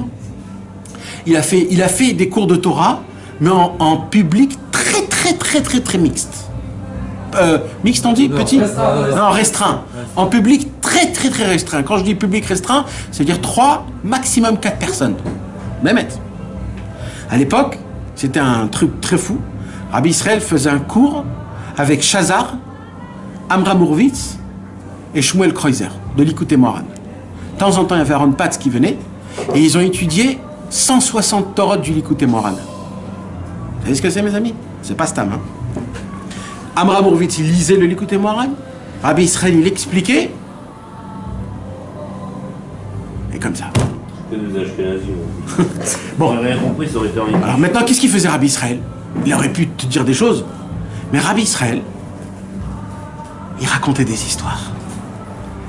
Un jour, il y a un Kov Shiloach, un des élèves qui a fait le chouva grâce à Rabbi Israël en Amérique, qui est aujourd'hui un til balistique, comme on dit, c'est un scud, le mec, dans la Vodat Hashem. Et lui, il se réveille comme un lion, Chatzot Laïla, la nuit, pour aller dans la forêt faire Chatzot. Et là, il se réveille, il voit une tempête dehors. Il habite à Tzfat, les gars. Quand c'est une tempête à Tzfat, tu restes chez toi à la maison. D'abord, les tonnerres et les éclairs, la pluie, la boue. Tu dis, bon, je suis très bien à la maison. Maximum, je vais... Mais le problème, c'est qu'il y avait Rabbi Israël à la maison. Alors, il se dit, bon, qu'est-ce que je fais? Il dit, bon, je vais faire... Il s'habille comme ça. Il dit, bon, l'Onaïm. Et Rabbi Israël, il était comme ça dans son inyan. Dès qu'il a vu, tout de suite, il le regardait comme ça. Et il n'a pas raté du regard une seconde. Là où il allait, il le regardait comme ça. Il le tenait à la... Bon, il s'est dit, là, je peux pas... Il se retournait et dit, Rabbi Israël. Nachon, je suis pas tour de faire Idbo des doutes parce que... Il pleut, il y a une tempête. Rabbi Israël, il répond pas. Bon, il a dit, s'il répond pas, c'est que je vais faire ma vie. Et là, il a commencé à s'asseoir par terre, il fait Chatzot, il lit les Teilim, Tikkun HaKlali. Et comme ça, en plein milieu, qu'il fait son Avodat Hashem, après une demi-heure, 1 heure. D'un coup, Rabbi Israël, il raconte des histoires. Tout seul, hein, pas lui. Il raconte. Anachnu, Keshainu Tseirim. Nous, quand on était jeunes, et qu'il y avait la tempête et la neige, on se posait pas la question s'il faut sortir ou pas. On allait parce qu'on savait que parler avec Hachem, c'est quand il fait chaud, quand il fait froid, quand il fait rien, quand il fait jour, quand il fait nuit, quand il faut y aller dans la forêt, on va dans la forêt. Ça veut dire, il lui a répondu une réponse, 1 heure plus tard, mais en histoire. Maintenant, si lui, il était fin, il aurait compris. S'il n'était pas fin, il n'aurait pas compris. Mes amis, c'était tout... Faut pas être très fin. Non, alors je vais dire, parce que nous, à notre époque, des Français, quand on a côtoyé Rabbi Israël, on avait plein qui n'ont pas compris Rabbi Israël. Ils posaient des questions, et plus tard, Rabbi Israël, parlait à lui d'une histoire, mais en fait c'était à toi. Mais toi tu devais être assez fin pour ne pas sortir de la pièce et pour être attentif. Parce qu'il te racontait une histoire, il te répondait pas. Et là il commençait à raconter. Moi mon père quand il est venu voir Rabbi Israël et qu'il était dans le monde de la halakha, la première question c'est quel possède qu'on doit étudier, le Kafachaim, le Ben Ishraï, c'est quoi, comment on fait, le Taz, le Char, c'est qui notre chemin? Et Rabbi Israël a répondu une autre complètement. Il dit Rabbeinu, Katav, l'écouter Moharan. Combien il est important l'écouter Moharan, le l'écouter de Philote. Il nous a sorti. Il a dit excusez-moi, je crois que vous n'avez pas très bien compris. Je vais répéter s'il vous plaît. C'est d'après quel possèque qu'on doit faire la halakha. Ken l'écouter Tzot. C'est mouklat, hein, on peut l'écouter ça. C'est ça le truc qui est beau. Parce que tu l'entends comment le déroulement il s'est fait. Après 20 minutes de parole qui te met l'eau à la bouche de vouloir ouvrir un écouté Etzot, de vouloir ouvrir un écouté Moharan. Là-bas, Rabbi Israël il commence à parler du bureau Ramedamé, comment faire la halakha, comment prendre un posek. Mais tu sais combien de temps ça a pris ça à comprendre? Mon père il a compris ça 10 ans après qu'il est mort, Rabbi Israël, que quand il a re-entendu la cassette et que là il s'est dit purée comment je suis passé à côté. Et qu'est-ce qu'il a répondu? C'est une autre histoire. Mais ça c'est ses 4 amotes à lui, ça. Ça c'est ses arba amotes à lui. C'est chacun ses arba amotes. Ce qu'il a compris c'est à lui. Maintenant chacun il a son ignan. Tu es d'accord avec moi que quand on va poser, si je pose une chéla à quelqu'un, ouais, classique, un rab, ouais, d'accord, je le vois, ouais, il faut que j'apprenne, ouais, et qu'il me dit l'écouter Etzot, il n'y a pas de halakha dans l'écouter Etzot. Non. D'accord, c'est des conseils. Ouais. Ok. Je vais sortir de là-bas, je vais te dire, il a rien compris, quoi, parce que je vais te poser comme question. T'as compris ce que je veux dire? Non, c'est pas ça le yin, t'as pas compris. Le yin, c'est quoi le yin? Je vais t'expliquer. C'est que toi, tu dois faire ta propre recherche. Mais, tu dois te tromper. Tu dois marcher, tomber, te lever, continuer. Tu dois te tromper, David. Tu dois pas commencer ta vie tout comme il faut. Tout. Non, la première fois que tu achètes ta première bagnole, tu n'achètes pas la Mercedes, tu t'achètes une bagnole naze pour la froisser de tous les côtés. Dès que tu sais bien conduire, là tu t'achètes ta bagnole. D'accord, c'est dans l'avodat Hashem, il faut au début se tromper. Un juif, il a un chemin. Pourquoi se tromper? Parce qu'il faut que tu saches, tu connaisses c'est quoi le choc de tomber et de savoir remonter. Parce que dans la vie, il faut savoir remonter. Il faut savoir se relever. Un enfant, quand il naît, il est obligé de marcher, de tomber. Il est obligé. Et c'est qu'après qu'il tombe des dizaines de fois, qu'il marche à la merveille. Même si je connais toujours un enroulé à B, je vais me planter. Non. Mais je vais me planter. Non, mais pas dans des choses graves. Là, il faut que tu sois prêt à refaire complètement le bilan à tous les jours et te reposer la question, est-ce que je suis franc dans mon avodat Hashem? Est-ce que l'avodat Hashem que je fais, c'est dans mes Arba Hamot ou c'est dans le Reshut Arabim? C'est pour les autres, pour toi, c'est ça? Ou le vrai pour moi, le vrai. C'est quoi le vrai? C'est que quand tu te réveilles, tu dis pas je vais boire un café. Sans café, je fais. Voilà. Ça, c'était Arba Hamot. Eh ben, tu dois dire la même chose pour les téfilines. Tu te réveilles, tu dis purée, est-ce que j'ai besoin de mettre les tefs? Oh là là. Amenez-moi vite les tefs. Après mon café. Ouais, voilà, ça. Donc voilà. Mais il faut. Mais c'est même autre qu'à moi. Eh ben non. Quoi non? Eh ben non, mon frère. Le Inyan, c'est que tes Arba Hamot doivent être purs. Que Hachem il Non, parle. pourquoi? Tu sais quoi, la dernière fois, des fois je pense à Nathan. Je dis, j'ai pas envie de prier ce matin. Bon, faut quand même mettre un homme. Alors, il est tard, c'est pas grave, je vais à la choupe. Allez, je vais à la choupe. Khazak. Et quand, vraiment. Des fois, j'ai dit qu'il faut être un guerrier. Même si t'as pas envie, il faut le faire. Rabbeinu, il a dit sur le lien de la tfila, Chayavim. Mouchrachim, il y a écrit comme ça. Echer. La tfila, il ne faut pas attendre les lumières, il ne faut pas attendre les envies. La prière, pam pam. Le reste, ça prend du temps. Mais la prière, obligatoire. Obligatoire, il n'y a pas. Tu le fais bien, pas bien. Tu dois commencer par la prière. Obligatoire. La prière, c'est l'obligatoire. C'est le minimum, c'est le Ramzan, c'est le commencement de tout, c'est le cœur, c'est tout la prière. Même si t'as pas envie. Ça, on s'en fout.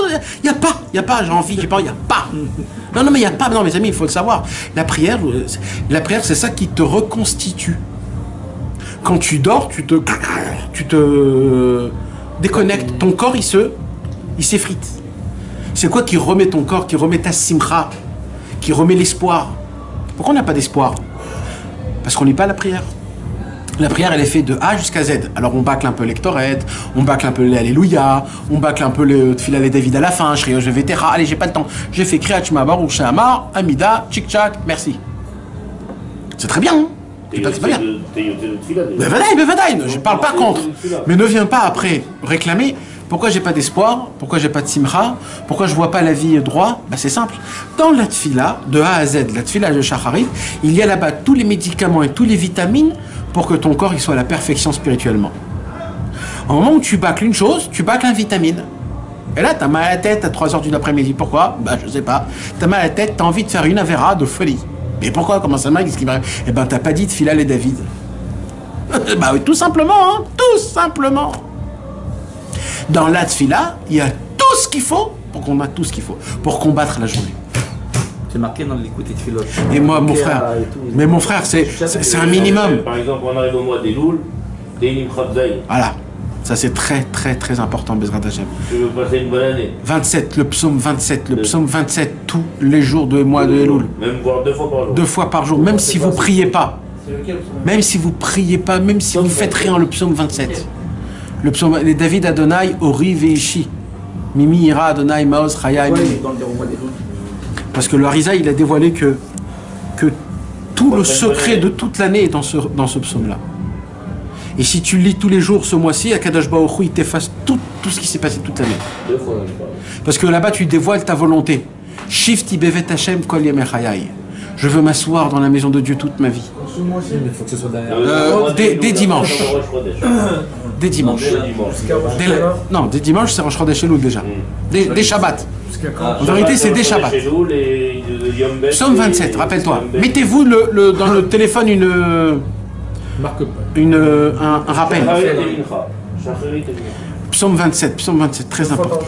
Ouais, une fois, 2 fois. Tikkun HaKlali aussi, très important. Le mois de Elul. Très important. Mikveh, Tikkun HaKlali. Et là, Torah d'Elul, alors là, Imiske, Shirgish, Kev, Avonota. J'ai dit à Hachem, je veux pas d'Elul cette année. Je l'ai dégoûté l'année dernière. J'ai passé un mot, non, je le veux pas. Bah, ce Elul-là, ça va réparer l'autre Elul, et tout va redevenir nouveau. Baki Beratso, Baki Beshov. Ça sera un nouveau, tout est nouveau, il n'y avait pas. C'est passé au mois de l'année dernière, ça m'a fait. Je sais pas. Mais Zrat Hashem, tout va bien. Oublie. Tout est devant toi. On a un potentiel de que du bien. Vous avez compris le Inyan du libre arbitre et du ripous? Oui ou non? Oui. Le libre arbitre et le ripous, un vrai chassid Breslev, un vrai Rav Breslev, il t'apprend à comment faire ton propre travail du ripous. La première lettre que Rabbi Israël a envoyée à Shazar, il parle du ripous. Première lettre de Ibn Achad. Tu viens d'aller sur le Kéver de Shazar? Pas du tout. Je sais pas, et Rabbi Israël. Ouais, celui-là il s'est éteint, là c'est allumé. Et ça c'est très important. C'est pour ça maintenant je reviens vers la fin. Pourquoi Rabbeinu ne nous a pas donné de conseils? Parce que s'il nous redonnait des conseils, alors on aurait tout perdu. Rabbeinu dit ne vous inquiétez pas. Il dit Rabbeinu comme ça, vous marchez, ce monde-ci c'est un monde très étroit. Klal Vaikar, la règle et l'essentiel de ne pas avoir peur. C'est quoi de ne pas avoir peur? Il dit Rabbeinu, parce que dans tous les cas, dans tous les cas tu vas tomber. Bah, c'est un pont très étroit. Si tu tombes pas, t'es un oiseau. Bah oui, je te parle d'un pont très étroit. Si, il m'aurait dit Kol Olam Kulo Gesher. Ok, c'est une autre histoire. Mais là, Rabbeinu dit Kol Olam Kulo Gesher, Tsar Meod. Alors c'est un pont qui est super très étroit. Donc dans tous les cas, tu vas tomber. Mais la règle du jeu, c'est quoi? C'est que quand tu tombes, n'aie pas peur. En général, quand tu C'est tout! C'est tout! Pourquoi? Parce qu'il y a moins en bois qui t'attrape. C'est tout. Et moi, c'est tout mon problème, c'est que j'ai peur. Comment je vais faire? Qu'est-ce qui va m'arriver? Et qu'est-ce qui va se passer? Comment ça se passe? Klorkt.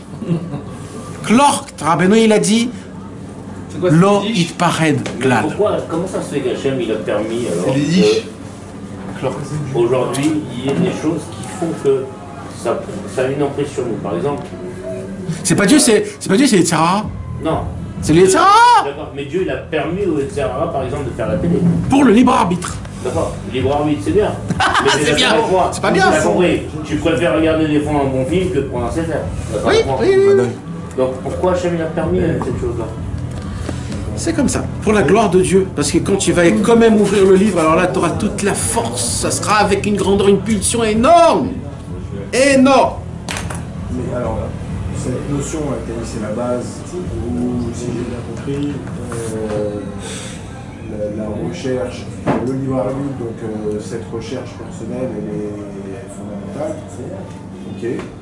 Mais jusqu'à maintenant, je commence à comprendre un peu que le plus important, c'est la prière. Alors, c'est pas... Oui, c'est comme ça qu'on recherche.